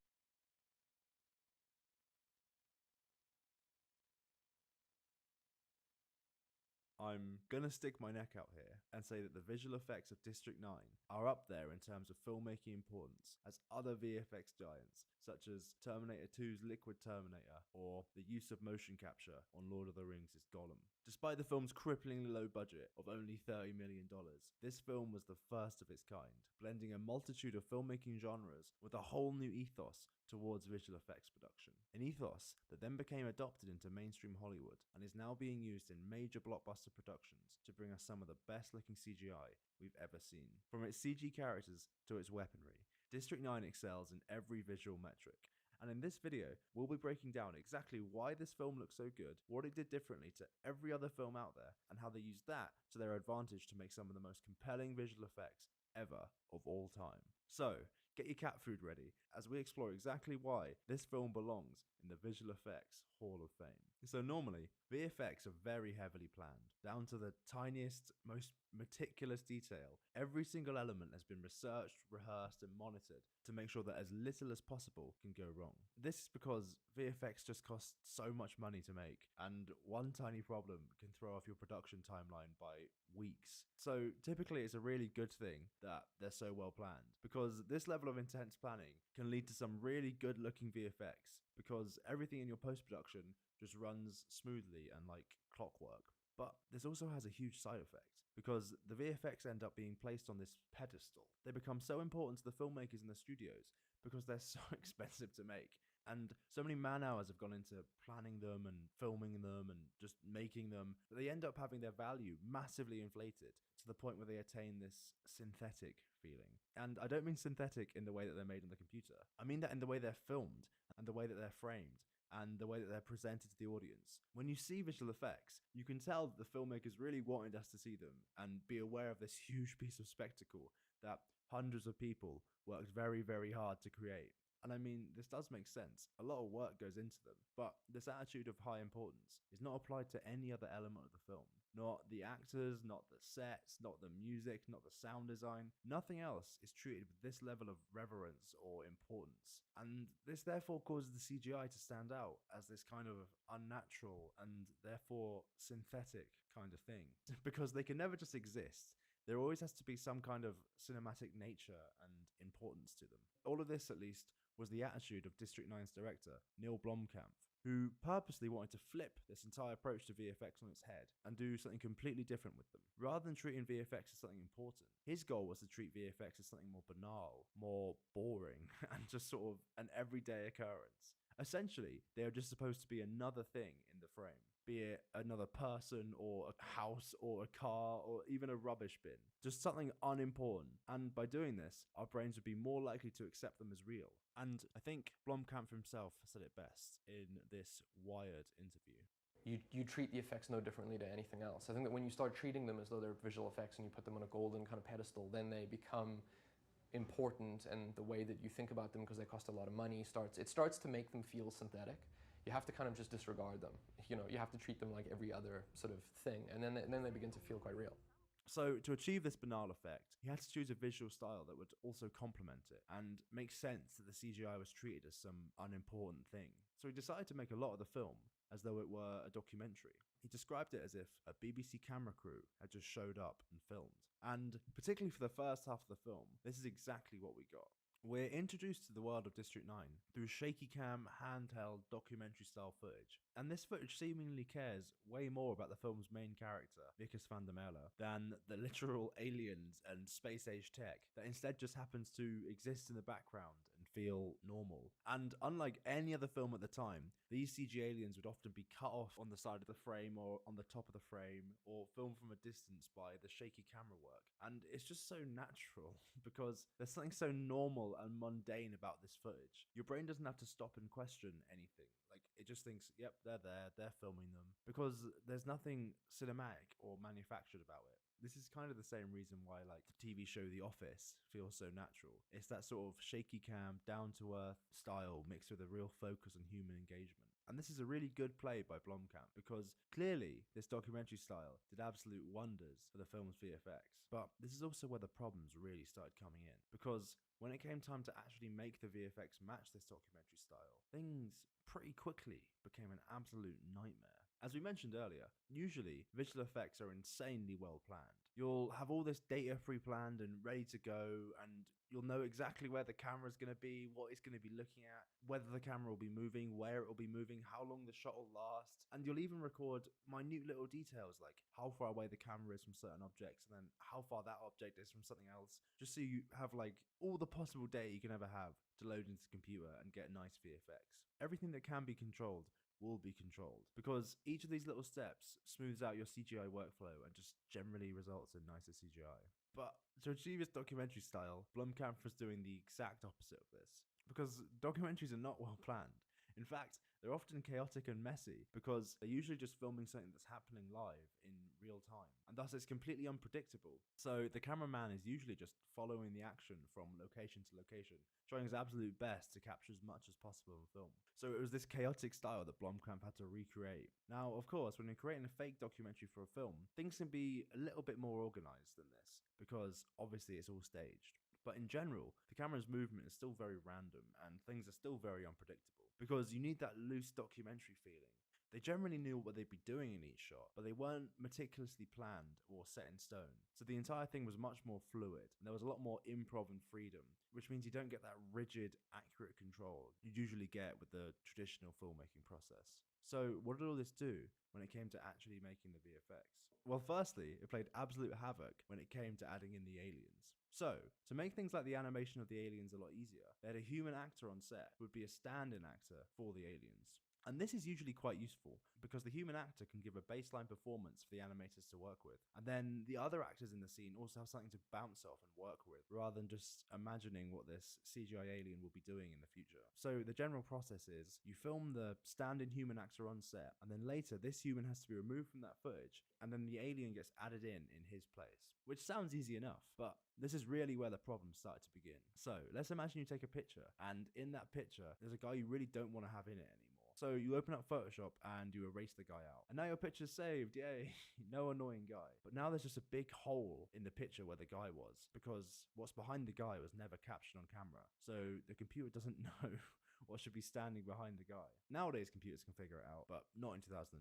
And this is a problem movies have to face all the time. When you remove a stand-in actor from the shot, what goes in the background behind them? Well, on a well-planned movie, there is a solution to this. You film what is called a clean plate. This is when you film the exact same shot twice. One normal shot with the stand-in actor in frame, and then another clean shot without the actor there. So that way, when you remove the actor from the normal shot, you can use all the data from your clean shot to fill in the background, because the clean shot captured all the data you need to fill the background in. And this is a great technique, and one that VFX artists use all the time. But it does have one major limitation, and that is, for the technique to work, the two shots have to be the exact same. If the camera movement is even slightly different between the two sets of footage, then it just won't line up, and you'll get this weird sliding effect because the two bits of footage are out of sync. And this is the exact problem they had in District 9. Because of the chaotic, unpredictable handheld camera movement on the film, it was genuinely impossible to film the exact same shot twice, thus making it completely impossible to capture any sort of clean plate. So this meant that they could never capture any usable data for the areas behind the stand-in actors, which meant that in order to fill the holes in their background, the VFX artists had to painstakingly rebuild each of their backgrounds by hand, slowly painting in what should have been there, taking reference from other shots, other takes, or other frames in that same shot, and they'd have to take that data into their shot, make sure it all syncs up and there's no sliding and all the colors match and there's no unnatural deformation. If you've had any experience with image manipulation software like Photoshop, then you know how much of a nightmarish process this can be. And doing this in Photoshop is just for one frame. Imagine if you have to do it for several seconds when there's 30 frames in 1 second. It's just nightmarish, but they had to do it. So they removed the human, rebuild the background by hand, and then add the alien on top. But the work didn't even stop there, because this nightmarish unpredictability of the documentary style just bled out into all other areas of the film's visual effects. For example, the CG aliens had to be designed to look good under all possible lighting conditions. Again, usually you can plan this sort of stuff. You'll typically know what sort of lighting you'll be shooting under, and you can then optimize that for the look of your CG asset to look good in that environment. For example, a character like Davy Jones is optimized for being outside in the bright Caribbean sun. Under those lighting conditions, his wet skin reflects a lot of light, which really helped him avoid that rubbery CGI skin issue that was so common in the early 2000s. But with District 9, the aliens had to be optimized for unpredictability. In the same shot, the camera could experience a multitude of lighting conditions, from dingy indoor lighting to the hot Johannesburg sun. The prawns would have to be designed to look believable under both of these extreme conditions. And this is just in addition to all the other general unpredictability with the VFX, spawned by this documentary style. Perhaps some dirt was kicked up from the ground as a character was walking by, and then that has to be mixed in with the prawns. Or perhaps because they were shooting in a documentary style, they'd be using autofocus or other auto features on their camera, and all of these would need to be recreated in the VFX so that the VFX still match the footage. The VFX would just have to be controllable to such a degree that they would always work under all these different circumstances, and it just adds another layer of difficulty to an already difficult process on an already very low budget. And this brings us to sort of the other major issue with this documentary style, and that is camera tracking. So have you ever wondered why actors wear those weird grey motion capture suits, or why green screens actually have all those little black dots all over? Well, this is because it makes it easier to track them and then create a camera match of the camera's movement. Let me explain what that means. Let's say you record some random footage, and in that footage the camera moves up, down, left, right, backwards and forwards, aka in the X, Y, and Z axes. And then let's say you want to add some CGI into that moving footage. How does the CGI you add know that the camera is moving in the X, Y, and Z axis? The answer is it doesn't.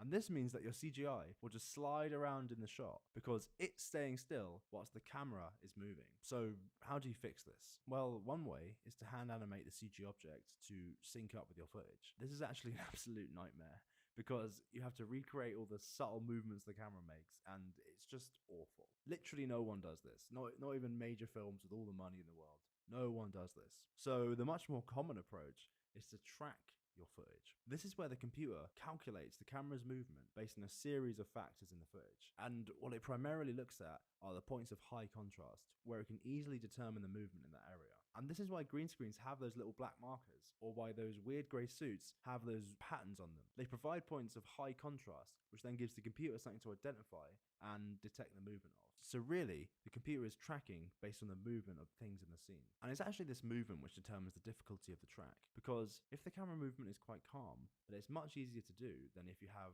a very wild and chaotic camera movement. Because the more chaotic the camera movement, then the more the camera has to calculate, and the more precise everything has to be with the tracking. And it just gets a lot harder because there's a lot more variables. But once you've successfully tracked your footage, then you can sync up the movement of all your CG stuff so that it moves in sync with the real world camera, and everything just sits nicely in place of the scene. And as the camera moves around, it kind of moves with it, and there's no sliding, and it all works. So this tracking process is literally essential to creating good VFX, because if you can't track your footage, then you'll never be able to successfully sync up the CGI to the camera, and it's never going to look good. And therefore, on a normal movie, you want to make this tracking process as easy as possible, because it's literally paramount. So to make it easier, you take simple shots, for example, where the camera movement is less crazy and thus less difficult to track. You also take very clean footage where you can see your camera markers, and it thus gives the computer something to actually track because there's a lot of contrast. And you also even go a bit crazy with it, and on set you can take measurements to determine the distance between certain objects, so the computer knows how far away certain things are from each other, and thus make a much cleaner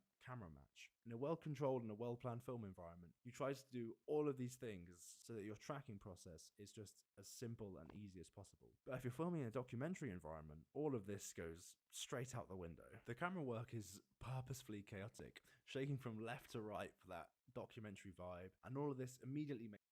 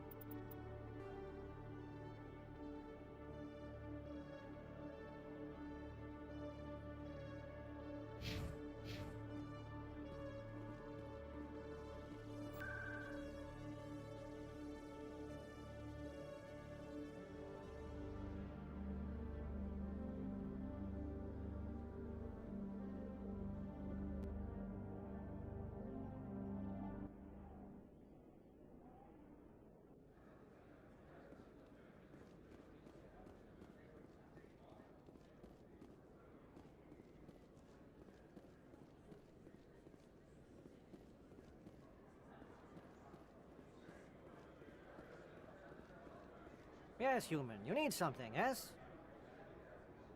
Let me see what you have. Oh, you will be pleased, I think. Very good things I have. You will see.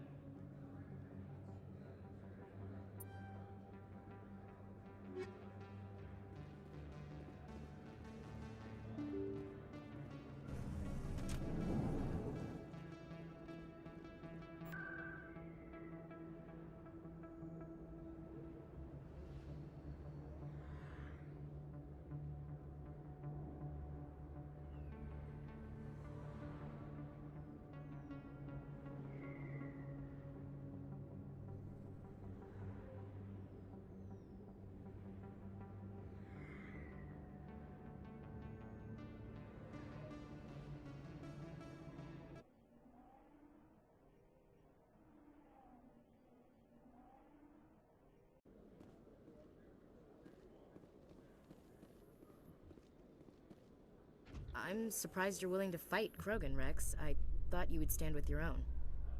Anyone who fights us is either stupid or on Saren's payroll. Killing the latter is business. Killing the former is a favor to the universe.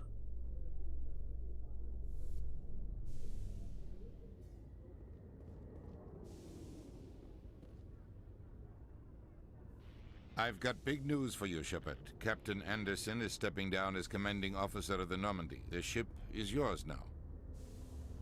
She's quick and quiet, and you know the crew. Perfect ship for a Spectre. Treat her well, Commander. This isn't right. The Normandy belongs to you. You needed your own ship. A Spectre can't answer to anyone but the Council. And it's time for me to step down. Come clean with me, Captain. You owe me that much. I was in your shoes 20 years ago, Shepard. They were considering me for the Spectres. Why didn't you ever mention this? What was I supposed to say? I could have been a Spectre, but I blew it? I failed, Commander. It's not something I'm proud of. Ask me later and I'll tell you the whole story. For now, all you need to know is, I was sent on a mission with Saren, and he made sure the Council rejected me. I had my shot. It came and went. Now you have a chance to make up for my mistakes. Saren's not going to get away this time. Saren's gone. Don't even try to find him. But we know what he's after. The conduit. He's got his Geth scouring the Traverse looking for clues. We had reports of Geth in the Pharos system shortly before our colony there dropped out of contact, and there have been sightings around Noveria. Find out what Saren was after on Pharos and Noveria. Maybe you can figure out where the conduit is before he does. The Reapers are the real threat. I'm with the Council on this one, Shepard. I'm not sure they even exist. But if they do exist, the conduit's the key to bringing them back. Stop Saren from getting the conduit, and we stop the Reapers from returning. I'll stop him. We have one more lead. Matriarch Benezia, the other voice in that recording. She has a daughter, a scientist who specializes in the Protheans. We don't know if she's involved, but it might be a good idea to try and find her. See what she knows. Her name's Liara, Dr. Liara Tassoni. We have reports she was exploring an archaeological dig on one of the uncharted worlds in the Artemis Tau cluster. Maybe I can get to Noveria before the Geth. It's your decision, Commander. You're a Spectre now. You don't answer to us. But your actions still reflect on humanity as a whole. You make a mess and I get stuck cleaning it up. I'll take care of Saren. You take care of the political fallout. Not exactly the answer I was looking for, Shepard. Remember, you were a human long before you were a Spectre. I have a meeting to get to. Captain Anderson can answer any questions you might have.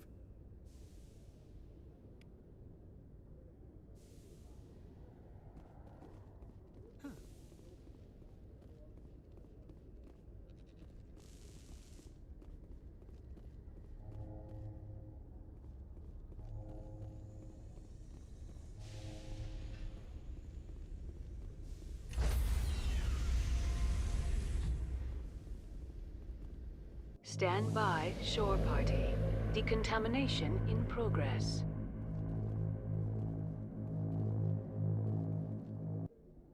I heard what happened to Captain Anderson. Survives 100 battles and then gets taken down by backroom politics. Just watch your back, Commander. Things go bad on this mission, you're next on their chopping block. Captain Anderson should be the one in charge. It's like I'm stealing the ship from him. Yeah, the captain got screwed. But it's not like you could have stopped it. Nobody's blaming you. Everyone on this ship's behind you, Commander. 100%. Intercom's open. If you got anything you want to say to the crew, now's the time.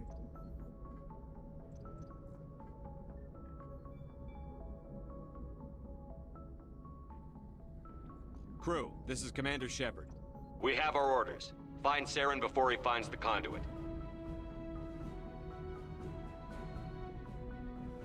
This is the most important mission any of us have ever been on. The fate of an entire galaxy is at stake. We will stop Saren, no matter what the cost. Well said, Commander. Captain will be proud. The captain's not here. I'm in charge now, Joker, and time's wasting. Get this bird in the air. Yes, sir.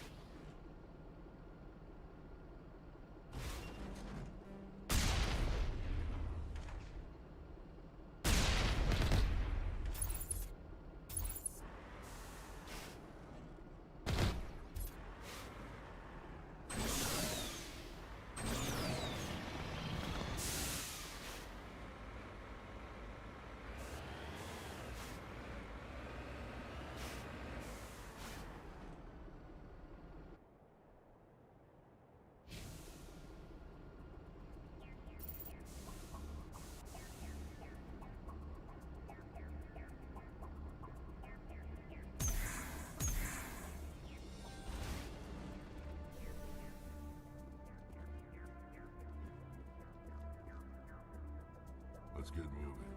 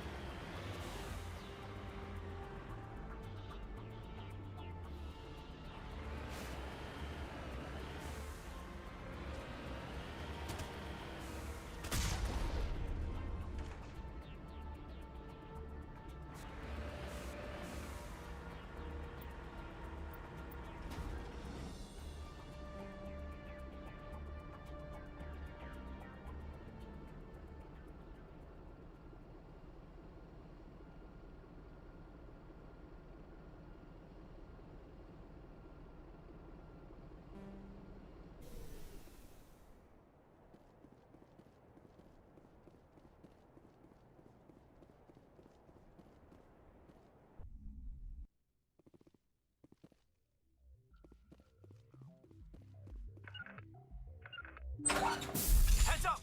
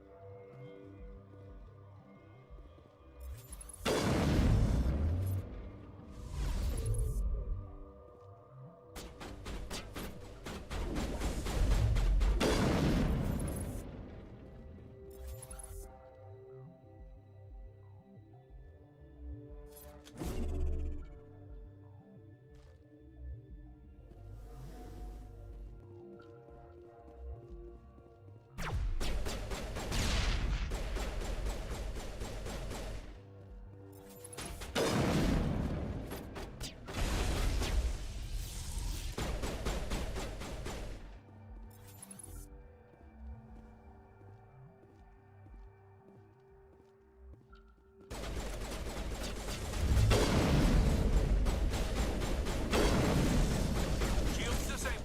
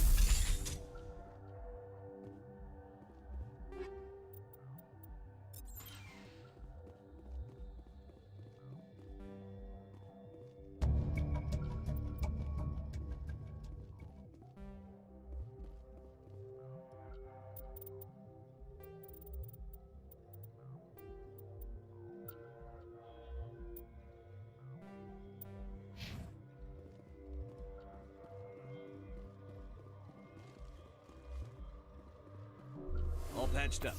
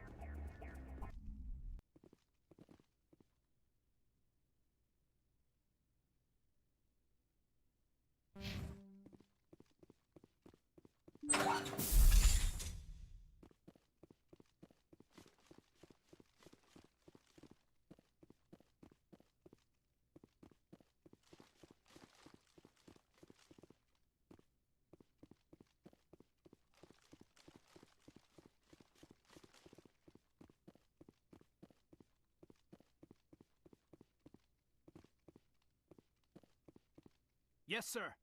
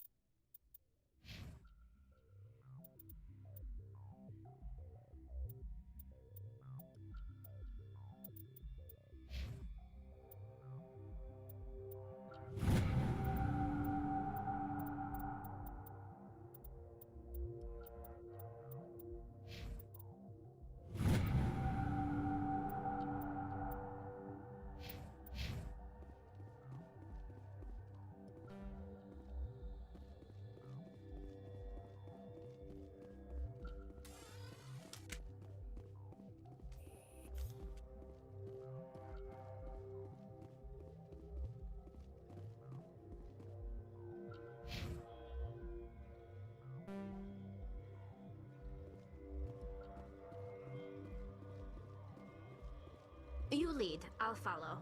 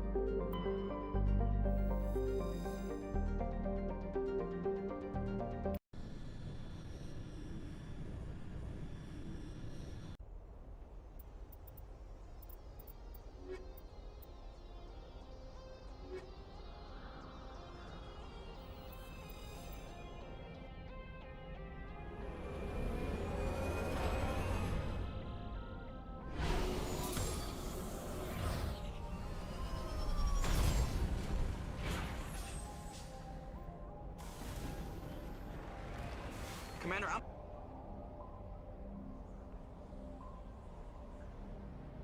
picking up some strange readings. Really strange, like off the damn charts. It looks like it's coming from an underground complex a few clicks away from the drop zone.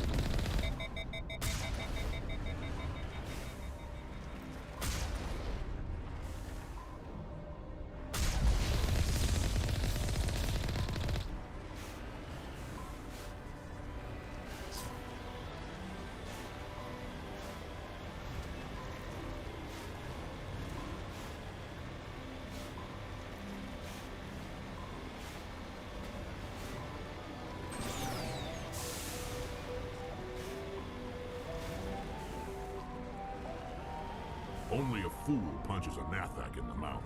He should sneak around and pull its tail.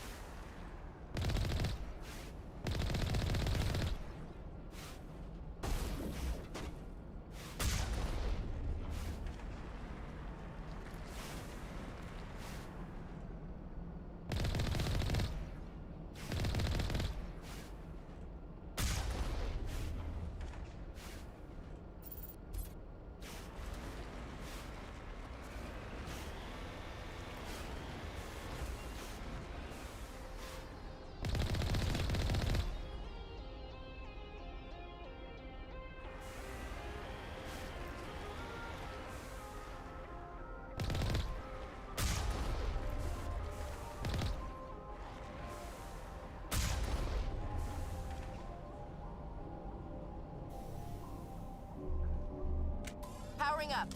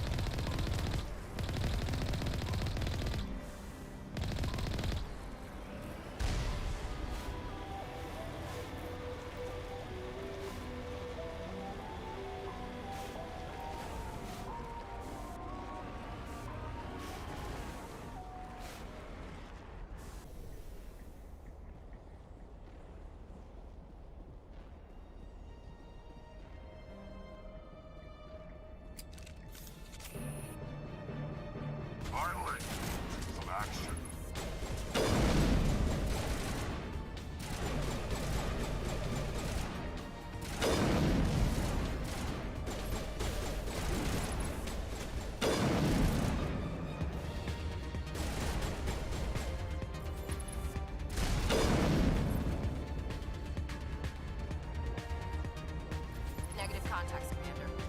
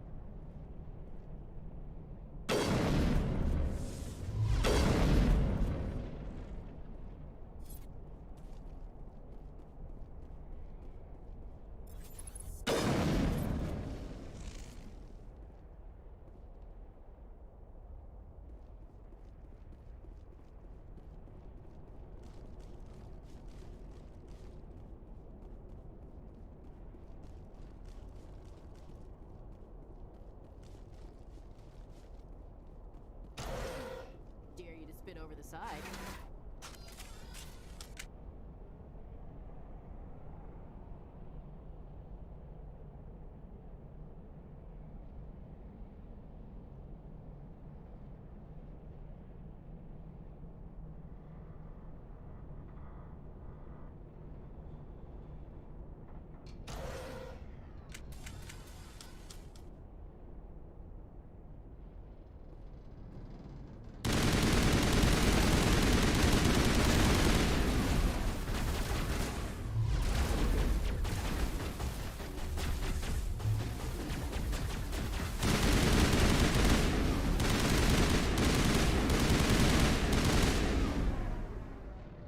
Sterile white.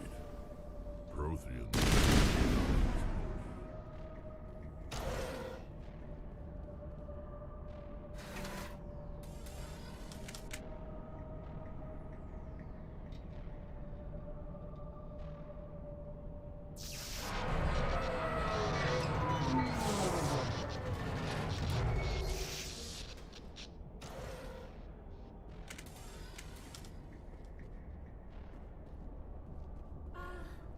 Hello? Could somebody help me? Please?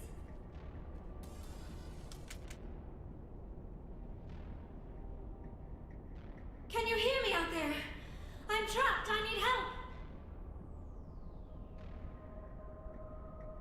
Quit shouting. This place is crawling with Geth. Sorry, I am a little... Look, my name is Dr. Liara Tassoni. I am an archaeologist. Listen, this thing I'm in is a Prothean security device. I cannot move, so I need you to get me out of it, all right? There's some kind of repulsion field in the way. It's a Prothean barrier curtain. I knew it would keep me safe from the Geth. When I turned it on, I must have hit something I wasn't supposed to. I was trapped in here. You must get me out, please. You shouldn't have been messing with technology you don't understand. I wasn't going to let the Geth capture me. Besides, I know how it works. Mostly. There is a control in here that should deactivate this thing. You'll have to find some way past the barrier curtain. That's the tricky part. The defenses cannot be shut off from the outside. I don't know how you'll get in here. Be careful. There is a Krogan with the Geth. They have been trying different ways to get past the barrier.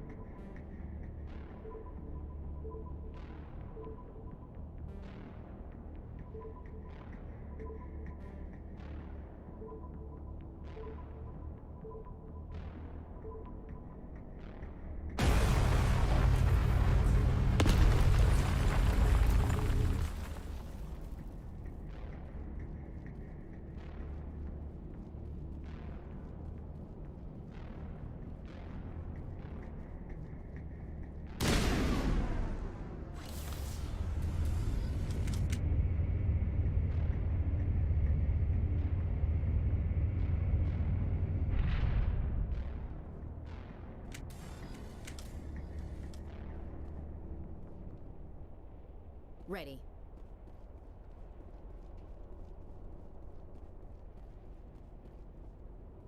Oh, how did you get in here? I didn't think there was any way past the barrier. We blasted through with the mining laser. Of course. Yes, that makes sense. Please, get me out of here before more Geth arrive. That button over there should shut down this containment field. Hold on, Commander. Her mother's working with Saren. Can we trust her? I am not my mother. I don't know why Benezia joined Saren. I don't want anything to do with that Turian bastard. If she was with Saren, the Geth wouldn't be trying to kill her.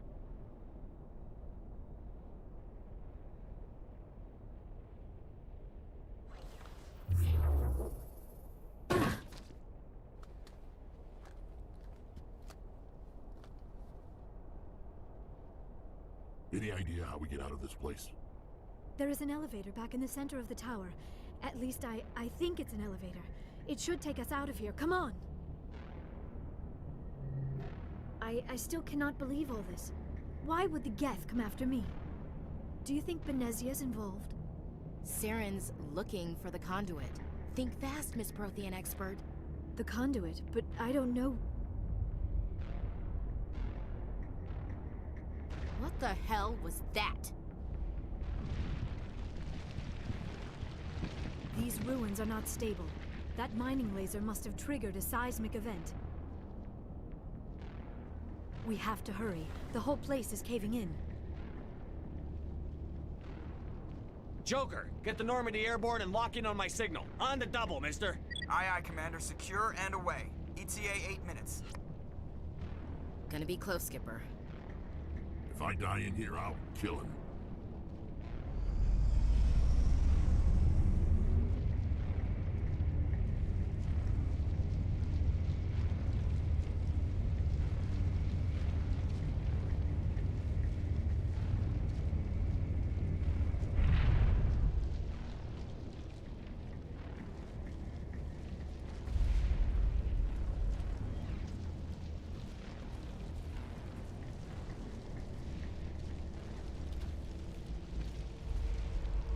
Surrender. Or don't. That would be more fun. We don't have time to deal with this idiot. Charge! I like your attitude.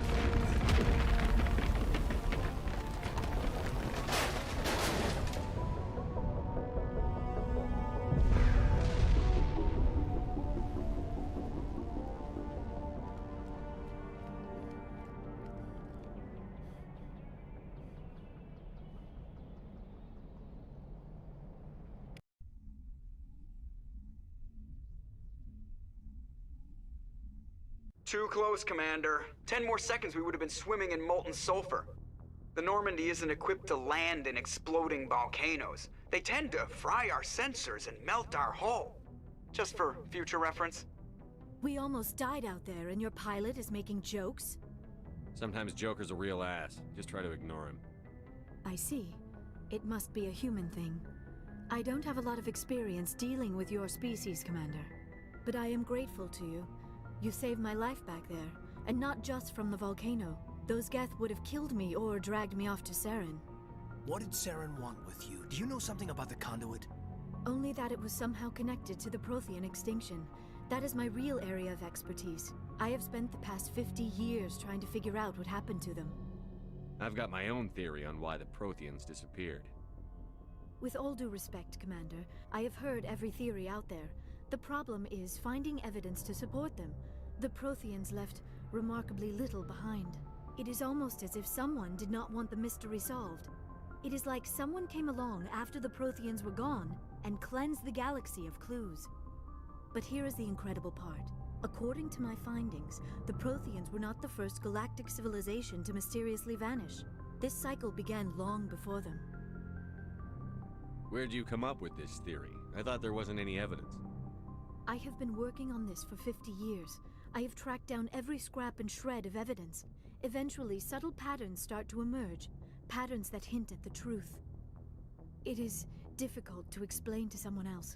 I cannot point to one specific thing to prove my case. It is more a feeling derived from a half-century of dedicated research. But I know I'm right, and eventually I will be able to prove it. There were other civilizations before the Protheans. This cycle has repeated itself many times over. Get to the point. The galaxy is built on a cycle of extinction. Each time a great civilization rises up, it is suddenly and violently cast down. Only ruins survive.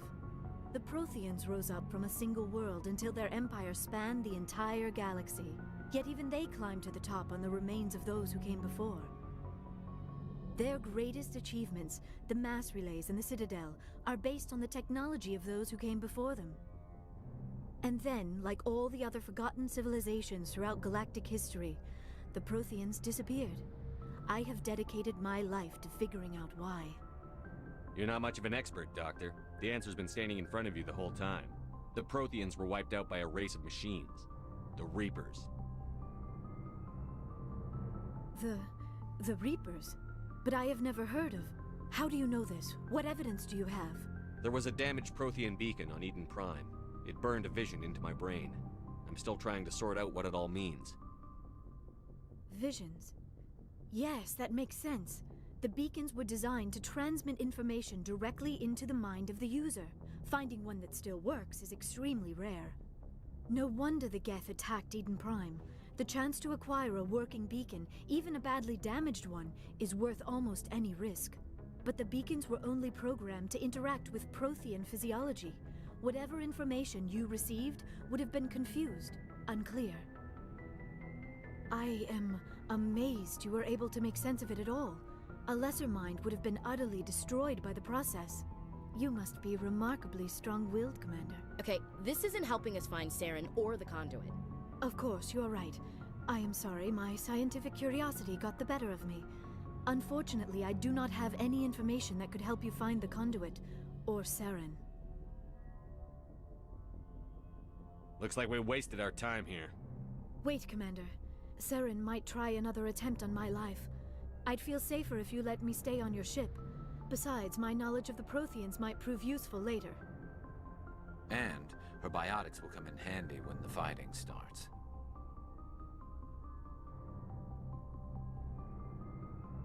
We've already got every other non-human species on board. Might as well add an Asari to the team. Thank you, Commander. I am very grateful. Oh, I am afraid I am feeling a bit lightheaded. When was the last time you ate or slept?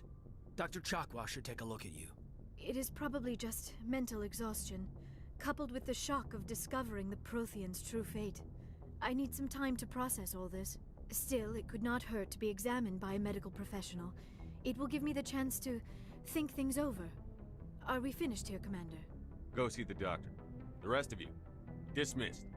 Mission reports are filed, Commander. You want me to patch you through to the council? Patch him through, Joker. Setting up the link now, Commander. We've received your report, Commander. I understand Dr. Tassoni is on the Normandy.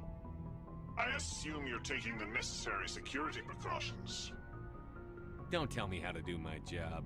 You are free to act as you see fit, Commander. Our role is to offer guidance and advice. It's up to you if you're smart enough to listen. Liara's on our side. The Geth were trying to kill her. Benezia would never allow Saren to kill her daughter. Maybe she doesn't know. Or maybe we don't know her. We never expected she could become a traitor. At least the mission was a success. Apart from the utter destruction of a major Prothean ruin. Was that really necessary, Shepard? We almost died in there. The Geth were everywhere. Of course, Commander. The mission must always take priority. Good luck, Commander. Remember, we are all counting on you.